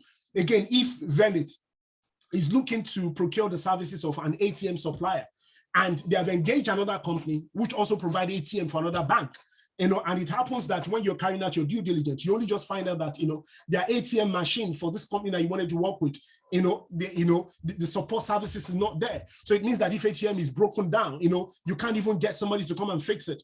All right. So if you engage their services and such happen to your organization, Zenith, then you could have, reputational issue. You could also have operational issues. And each of these risks are intertwined. The example of the ATM not being available is an operational risk, actually. All right. But if ATM not being available for a week, that could also lead to reputational issue. Then it will rub off, on Zenith in a wrong way, and somebody can take their service. In fact, there will be all sort of things being said in the social media, like in the case of INEK. All right, INEK now, if you hear, in fact, if you go and say INEK has done very well somewhere, somebody will slap you. They'll give you a slap because they haven't actually done well. They've not been able to conduct a credible election, in the last couple of weeks. All right, so INEK now, bad reputation, all right, among, Nigerian citizens and people across the nations of the world, including international observers. So because of that bad reputation, you can't trust them. So what comes with bad reputation is, they lack trust. You can't trust them anymore. So the whole point here, everything that you see here are the sort of the risk that a typical third party can introduce or pose into your business, all right? But in the process of you carrying out the risk assessment, you want to ensure, that you avoid this as much as possible, all right? Let me just go, I'm conscious of time. I'll leave this one. I'm not going to talk about the cycle. I'll leave this one as well. All right. Stakeholders. In my last meeting, I talked about this. So if you haven't seen my video, the last one, please, try and just watch it. All right. So I think the whole idea about the stakeholder is, you would agree with me that if you think about, if you think about, TPRM in its entirety, you would agree with me that there are different players in it. You would have different people, or different departments, playing different roles. And you would have the procurement, you would have the InfoSec team, you would have what we call the supplier relationship manager, you would have the legal team, you would have the, supplier manager. You could also have maybe an enterprise risk management, all right? So, but you would have the vendor or the supplier in the middle. So each of this department or individual that works in this department, they will play in one or two roles, all right, to carry out a full end-to-end third-party risk management, all right? So third-party risk management is not just InfoSec. It is not just the InfoSec, information security department that is involved in it. There's so many, all right? As a matter of fact, a typical TPRM framework or process is owned by the procurement team. It's not owned by information security team. Information security is just playing a part in it. That process, the entire process, is not owned by InfoSec. All right, so I want you to hold this thought, but what I wanted to show you in the next few minutes is just a few definitions, all right? Again, these are descriptions for each of this, all right? So just for you to get your head around who is doing what part-time, all right? So procurement, like I said, procurement plays a very important role in the entire TPRM process. As a matter of fact, they own it in some organization. So usually they will be the one that will formulate the policies, the process that supports supplier, management life cycle, and they would assist some people that we'll call the contract owners, all right, or the supplier manager in onboarding, monitoring, and also terminating relationship with supplier. You can see there that I've called out 3 roles. Some people will call them contract owners.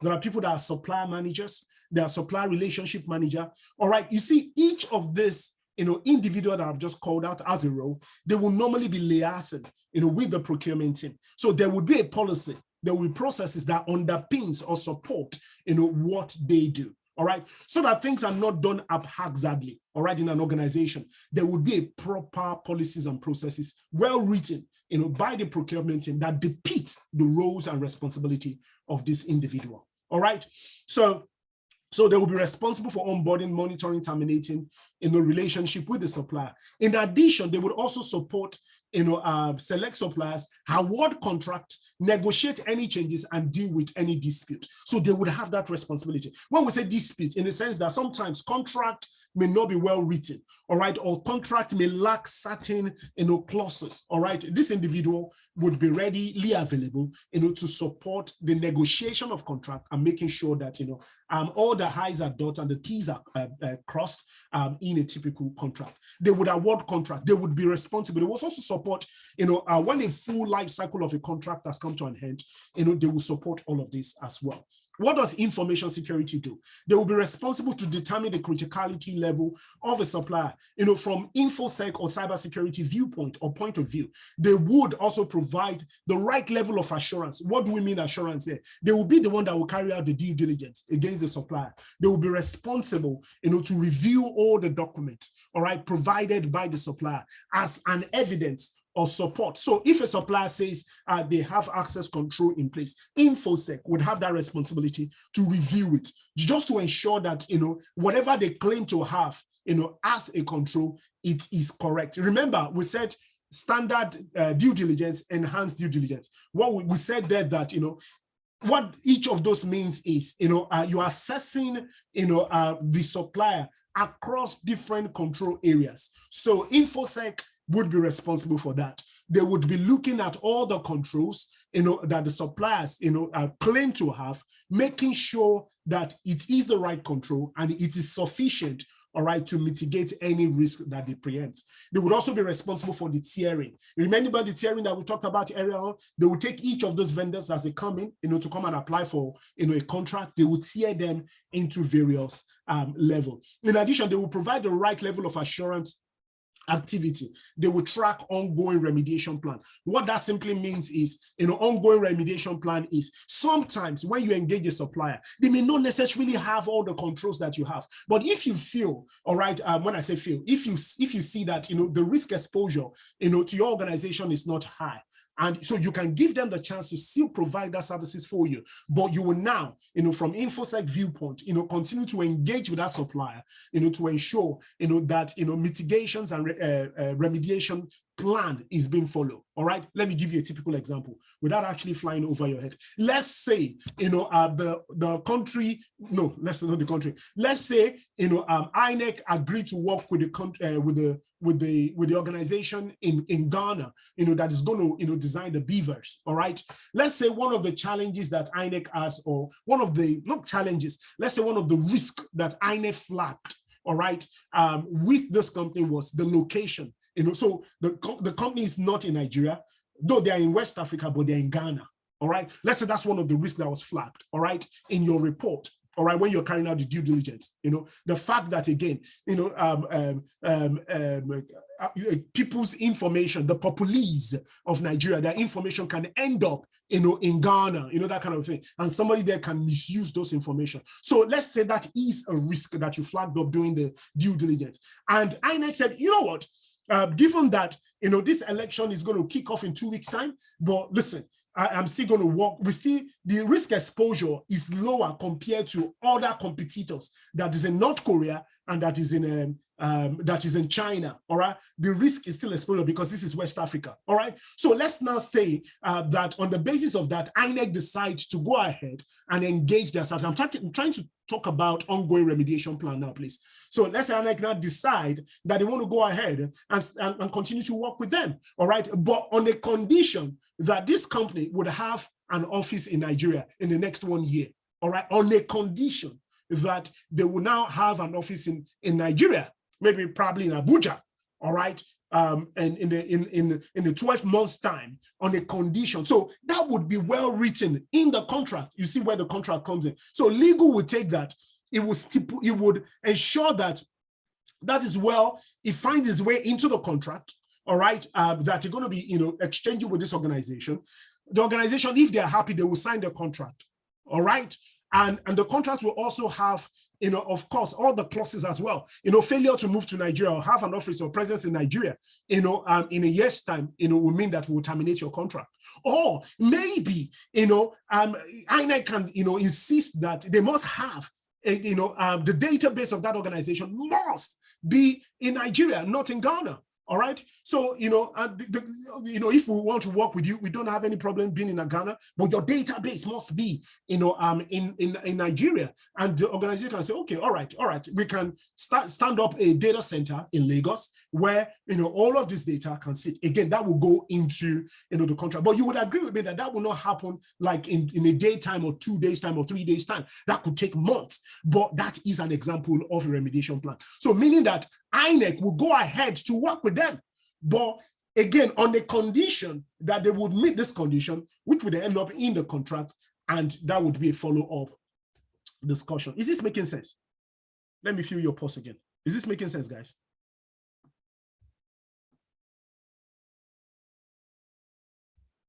Is this making sense? All right, Timothy, thank you again for staying with us. We were about 100 and we're 92 now. I think I must have been doing something right for you to stay. I just want to say thank you. I don't take it for granted. Timothy put out a link there again for anybody that is interested. So if it's as interesting as this, you can imagine what the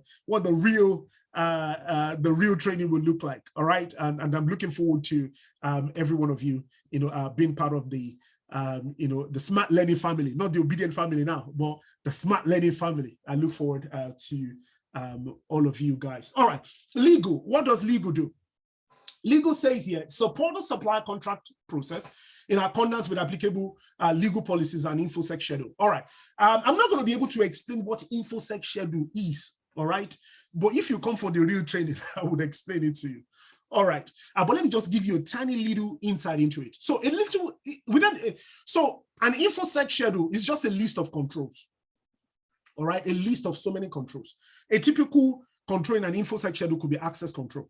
All right, so an InfoSec schedule could say that the access control that we want our third party or vendor to have in place is two-factor authentication. All right, so it would be in the schedule. All right, or in some organizations they call it IT security standard. All right, they use that word interchangeably. So when you're signing your contract with your vendor, what most organizations would do is they would take the IT security standard or InfoSec schedule, they would take that literally and put it in the contract. All right, so it is binding to your supplier the moment they read that and they agree with it.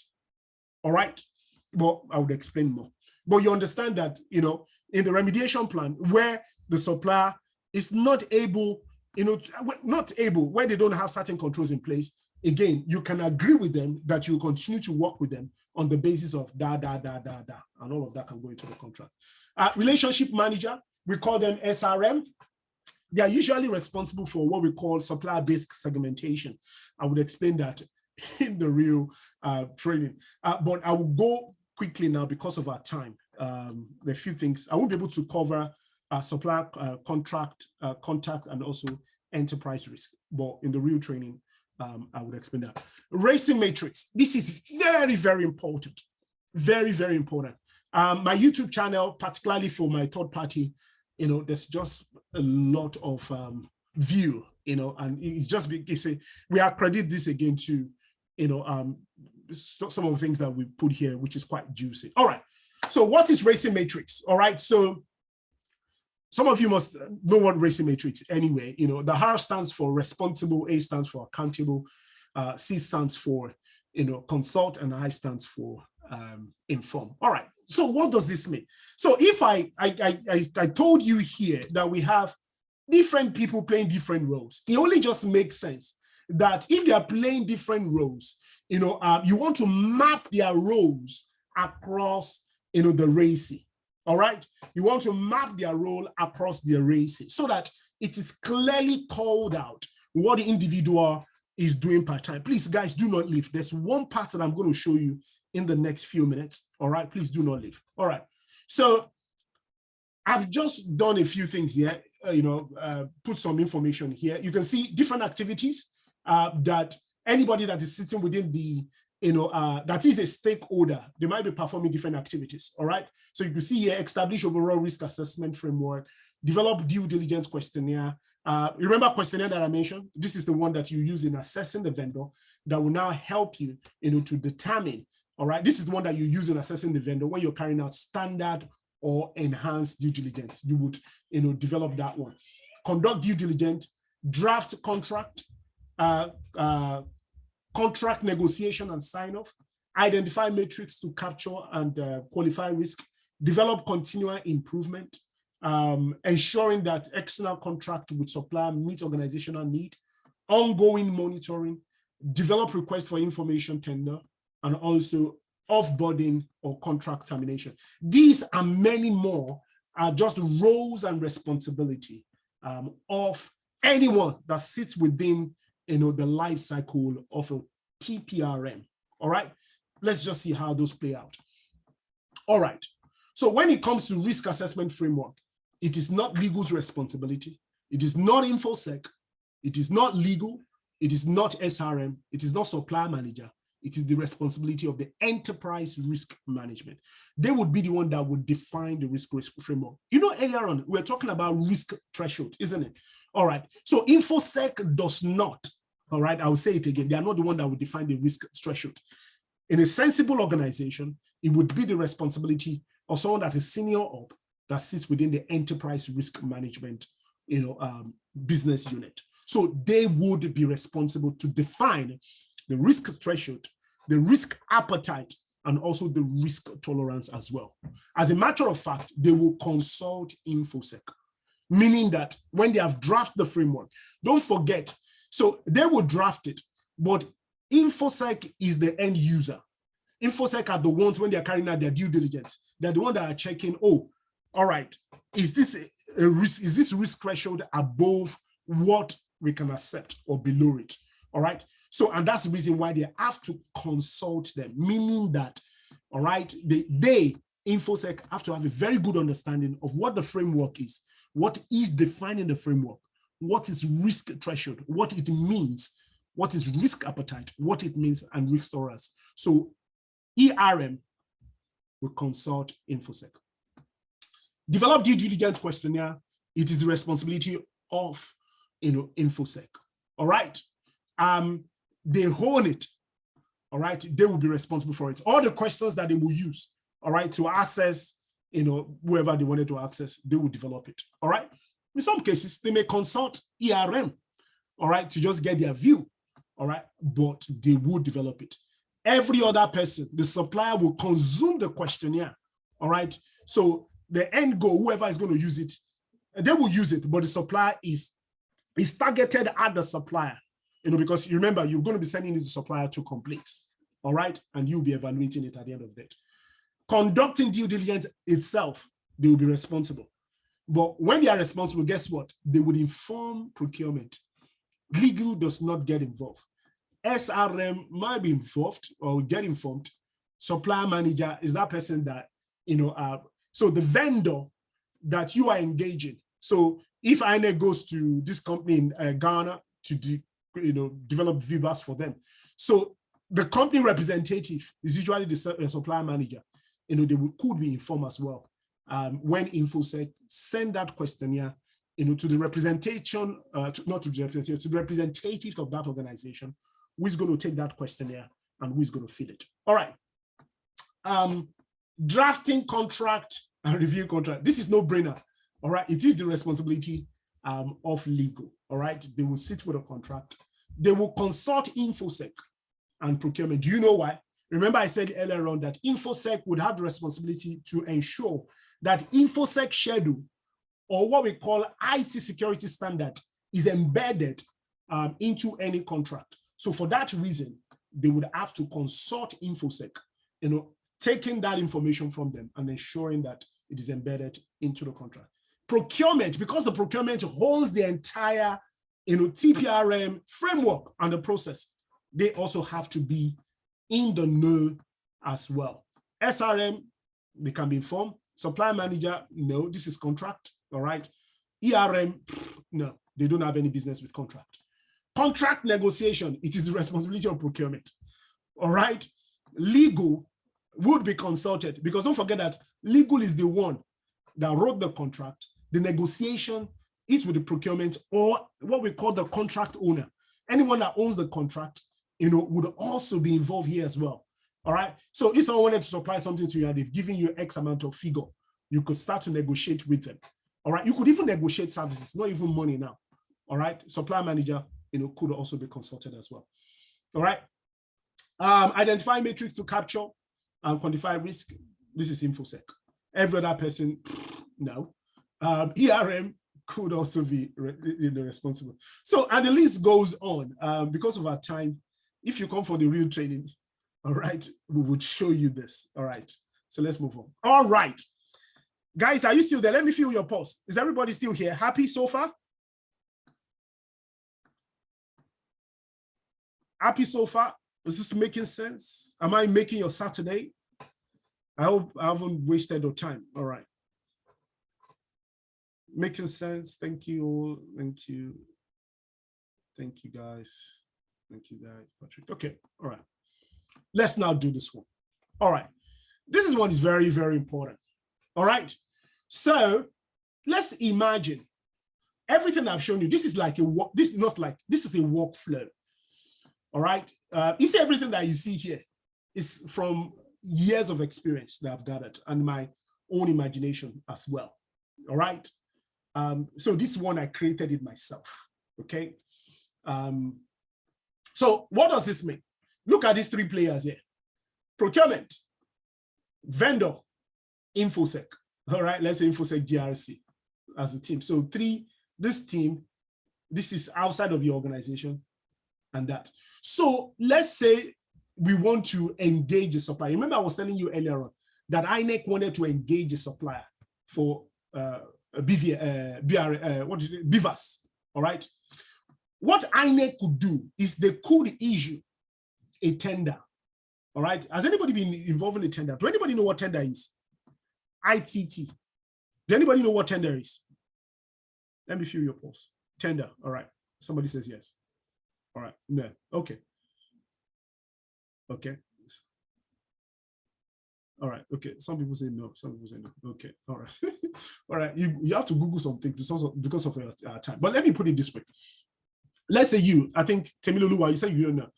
Let's say, Temi, you wanted to, we do this in everyday life. Let's say you wanted to sew a native attire, all right, maybe for your upcoming birthday. And you don't know, all right, who would be that best fashion designer that will put this together for you. All right. You now went to the social media. You put out a tweet and said, hey, I am looking for someone that I've experienced. You list all of your criteria.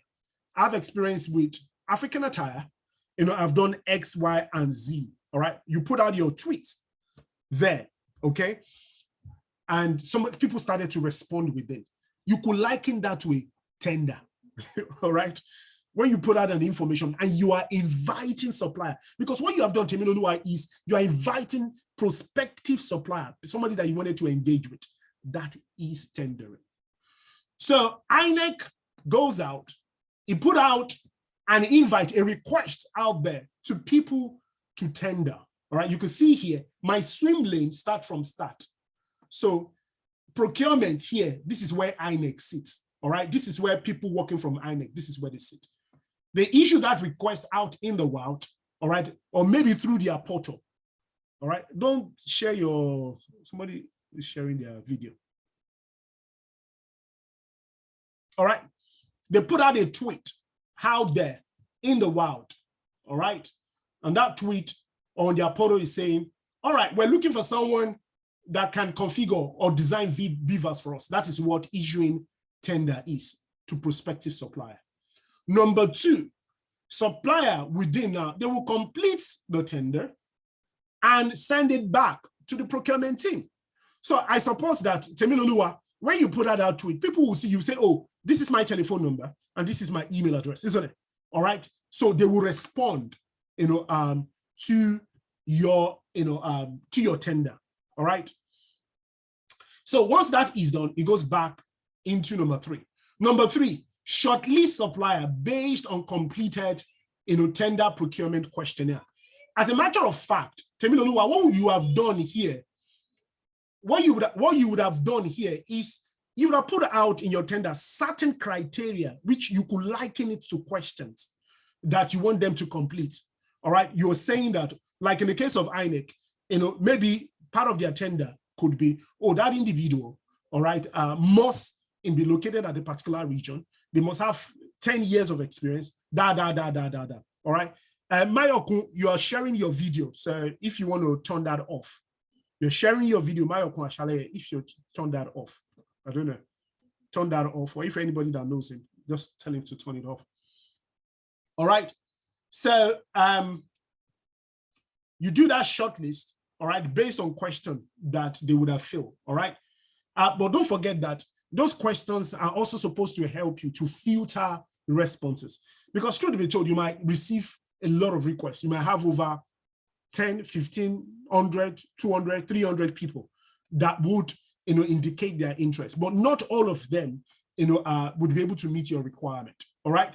So you might filter them, you might shortlist them, or you are shortlisting them based on the pre-defined questions that you've asked them to complete here, all right?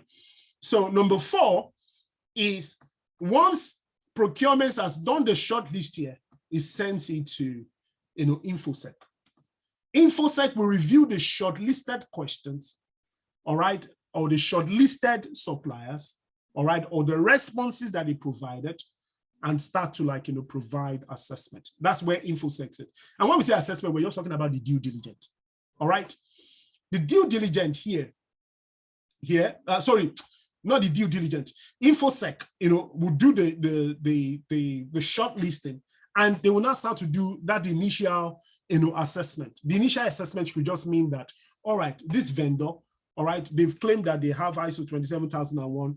They claim that they have all of this control. Do they actually have it?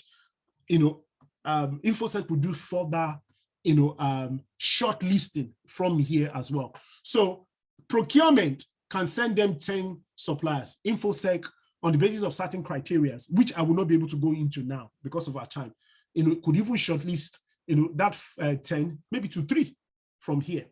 All right. So let's say 3 has been shortlisted, it will not give procurement feedback on their own assessment. All right. It will give procurement feedback on their own assessment. Then what will now go here, you could see a decision box here. It says, did the supplier meet, all right, minimum security, threshold or security requirement? What is that? In some organization, there's somebody that is, I don't know, they are sharing their video here. I'm going to remove them. Michael Adebisi, I'm going to remove you because you're sharing your video.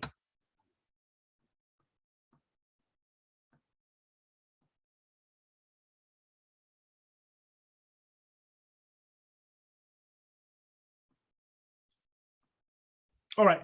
Can you guys still hear me? Sorry for that distraction. I think somebody was sharing. Please, can you hear me? Let me know. Can you hear me, guys? You've been patient so far. Please, thank you. All right, we're almost done anyway. All right. So, but a typical, criteria for what's it called? For InfoSec could be, oh, anybody that wanted to work for us, they must be, accredited. They must have industrial accreditations. They must have been industrial, they must have been, accredited by an independent organization. What do I mean by that? Maybe when I say an independent organization, if someone says they can provide a particular service, it's not good enough for you, for them to for you to accept them on the basis of what it tells you. It's also good for someone else, which is independent of that organization, to prove that, yes, whatever they claim that they can do, we've tested them and they can do it. So such is them, providing a certificate like ISO 27001 compliance, or certificate like PCI DSS compliance, or certificate like Cyber Essential Plus compliance, or any certificate that has been independently proven by by another organization. All right. So that is what we meant by security threshold. So InfoSec here would also review this shortlisted on the basis of this, and they would feedback what's it called, procurement. You can see here is a decision box. All right, did they meet that? All right, if it's a no, I think there's a typo there. Liaise with supplier to clarify on answer given in the questionnaire. Then you can see it goes down, or respond to request for clarification given in the answer. Then you could say yes. If you point down, so you liaise with them. Liaising just means that someone has answered you in a particular way, but you see, maybe they do not understand the question. You don't just take it that and score them and say, oh, oh yeah, because you haven't so for that reason you are disqualified. Of course, you want to give them the benefit of doubt. All right, you would liaise with them. All right, you can see here that procurement will liaise with them, to provide further clarification. You see here that InfoSec is not directly engaging with the supplier. All right, that relationship has not come to that level. All of the engagement is still going through the procurement. Whatever that you're doing here at number 5 is going through, you can see it goes all back up, to the space procurement. So it's feeding procurement back on what he's doing or what she's doing. And procurement continue to engage with the supplier. All right. So procurement will liaise with them. It will give them the opportunity to provide more information. That is what we call here, respond to requests for clarity on answer given in the questionnaire. So that is in the case of where more information is required by procurement team. All right, you cannot see enough feed down here. So satisfy, it goes back to InfoSec. Satisfy with the supplier response? Yes, it goes back up. All right, that's another decision here. It goes back up here. But you see, if the decision here, did the supplier meet minimum security threshold, they have everything that you need, it's a yes, it goes back. So it's feeding into this other process here, which I numbered number 9. All right, then what is happening here? Procurement will make a decision to select favored bidder.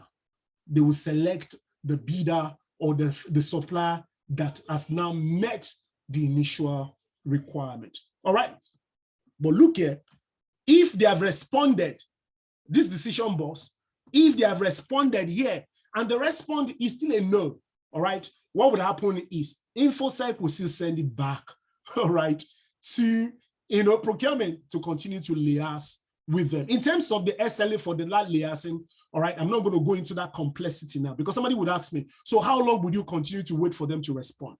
All right, that is procurement decision. Of course, there would have been an SLA that is defined.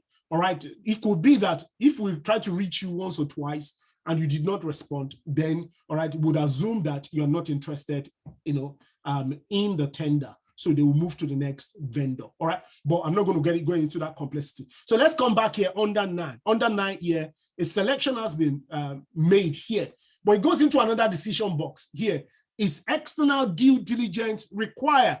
All right, you see, the thing here is not all supplier, all right, will require external due diligence. All right, some supplier, by nature of the services that they're going to be providing for you, all right, they may not just require any other due diligence on the top of that. But again, I'm not going to be able to explain the details here because of our time, all right? But a decision box here, again, you're asking the question. If it's a yes, then you can see it goes now to InfoSec, all right?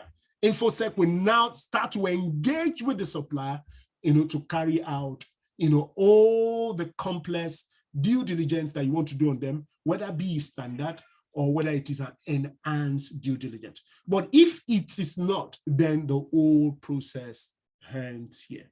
All right. This swim lane or this workflow that I've created, in some organization, it doesn't necessarily follow this approach. All right. But there's a lot that you can take away from here. All right. There's a lot that you can take away from here. So the assumption on this particular workflow is where things are done correctly. When I say correct, it means that I've taken the assumption that, oh, they have a procurement team. They're dealing with a supplier, and they also have an InfoSec, team as well. All right. But not all organizations would have InfoSec team. Sorry, not all organizations would have a procurement team.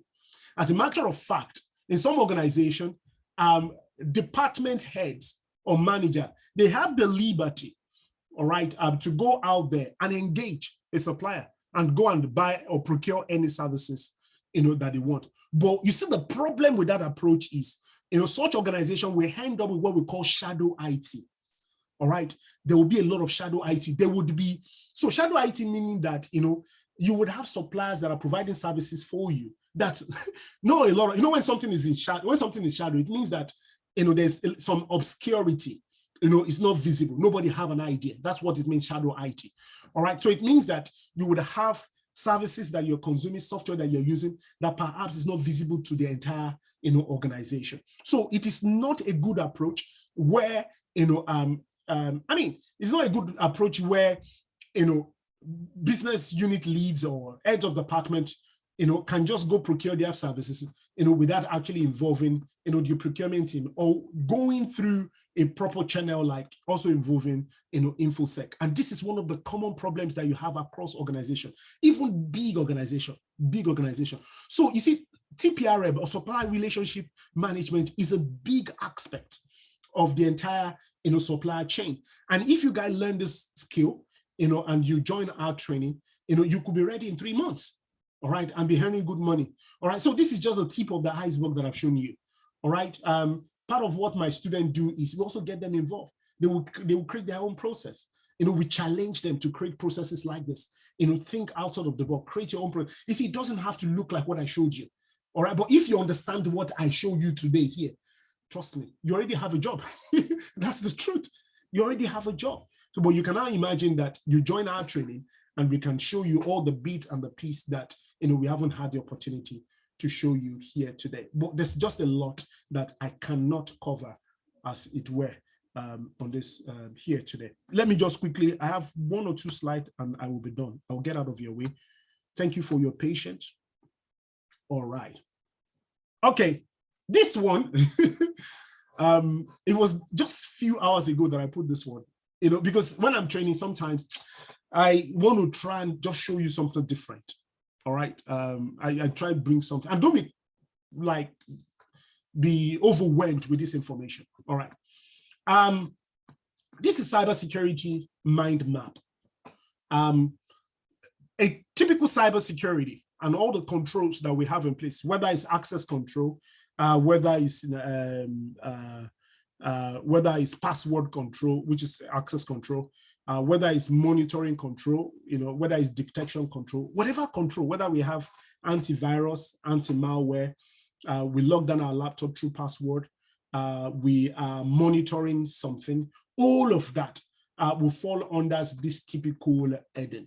All right, whatever controls that you have in place. All right, your password now, for example, that you use to lock your mobile phone. All right, it would fall on one of this. All right, it's either identifying something, protecting something, all right, detecting something, also responding and recovering something. All right, so all of our controls will fall on each of these headings. All right, so this itself is cybersecurity is in entirety. All right, this mind map covers all the controls in cybersecurity of different key activities that you can cover or that you can do, all right, within cybersecurity. All right, but I want to quickly point your attention, because I don't have the time, to do everything today, but I want to quickly point your attention to TPRM.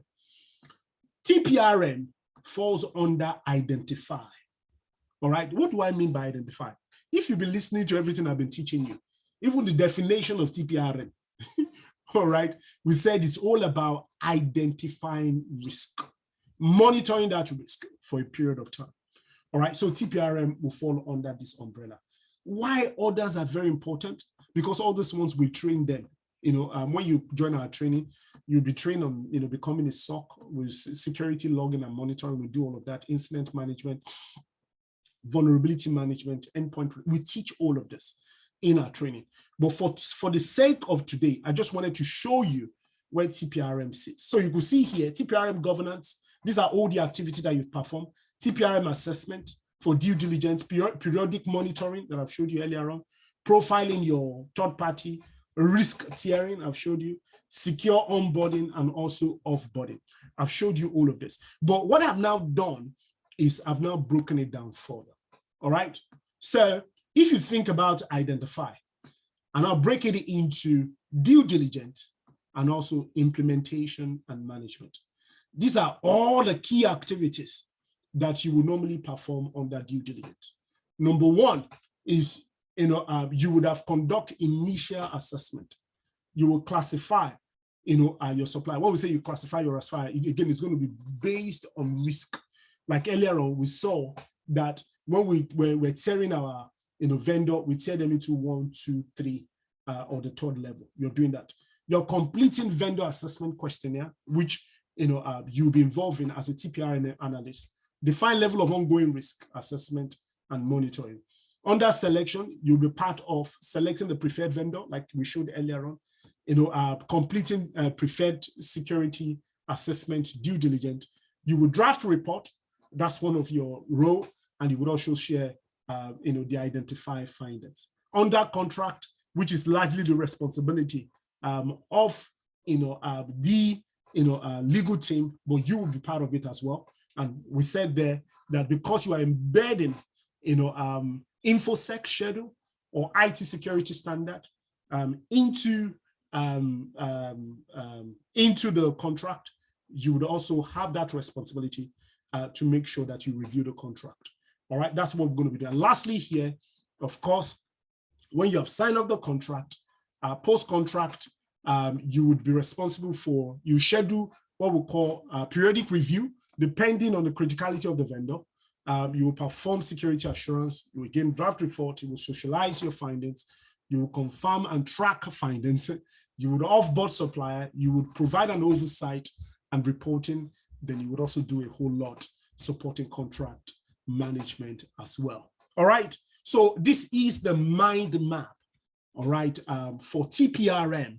So if you learn and you know everything here, then I can confidently say that you can go into the marketplace and secure a very good job for yourself. And these and many more are the things that we're going to be teaching during the course of the training. All right, what is next? I'm going to leave you in the next few minutes. The next training kick off on the 1st of April, 2023.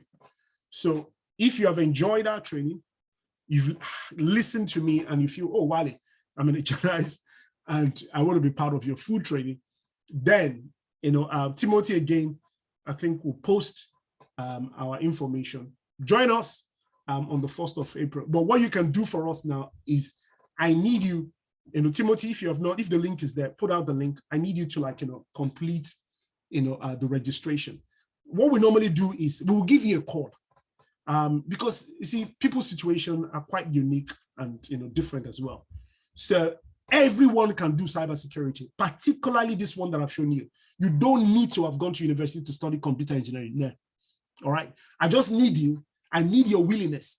I need your hunger and thirst. If you come with that, then you are in the right place. We're going to teach you 6 module courses. I'm going to show you those courses in the next few minutes. There will be practical.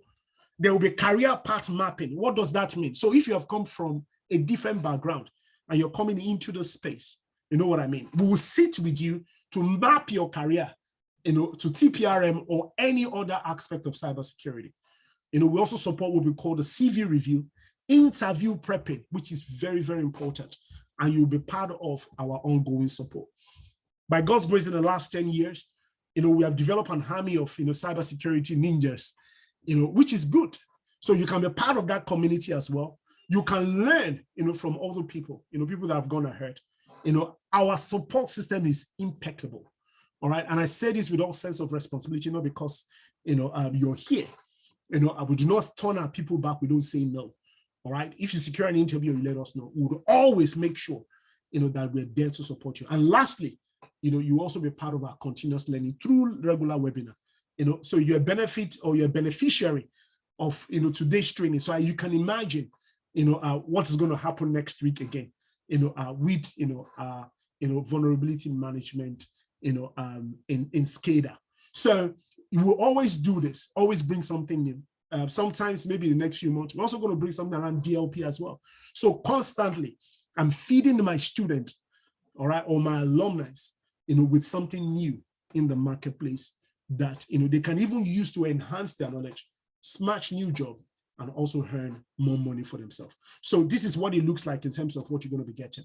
All right, what does it look like? Our courses, we've broken it down into two, all right, or into two categories. We have some courses that we call technical courses. We also have some courses that we have non-technical. All right, so on the far left, those are the non-technical. So you have likes of InfoSec, governance, risk, and compliance. That's an example of a course among the 6 module course that you're going to learn from us. We have the third-party risk management, which is part of what I've taught you. That is another course, under our courses. Then we have the ISO 27001 essential. So if you're going to learn ISO, then this is the course. Then we have other courses in that bucket as well. We have the IT audit. We have the information regulation. So if you wanted to learn likes of GDPR and other regulation, all sits in this course. We also have, cybersecurity risk management, under this as well. So we have so many courses under the non-technical courses that you can choose and pick from, but you are only allowed to choose 6, all right? Technical courses, a lot of them. Vulnerability management, which is an example of one course that we're going to be teaching you next week. Penetration testing, cybersecurity, threat hunting, cybersecurity,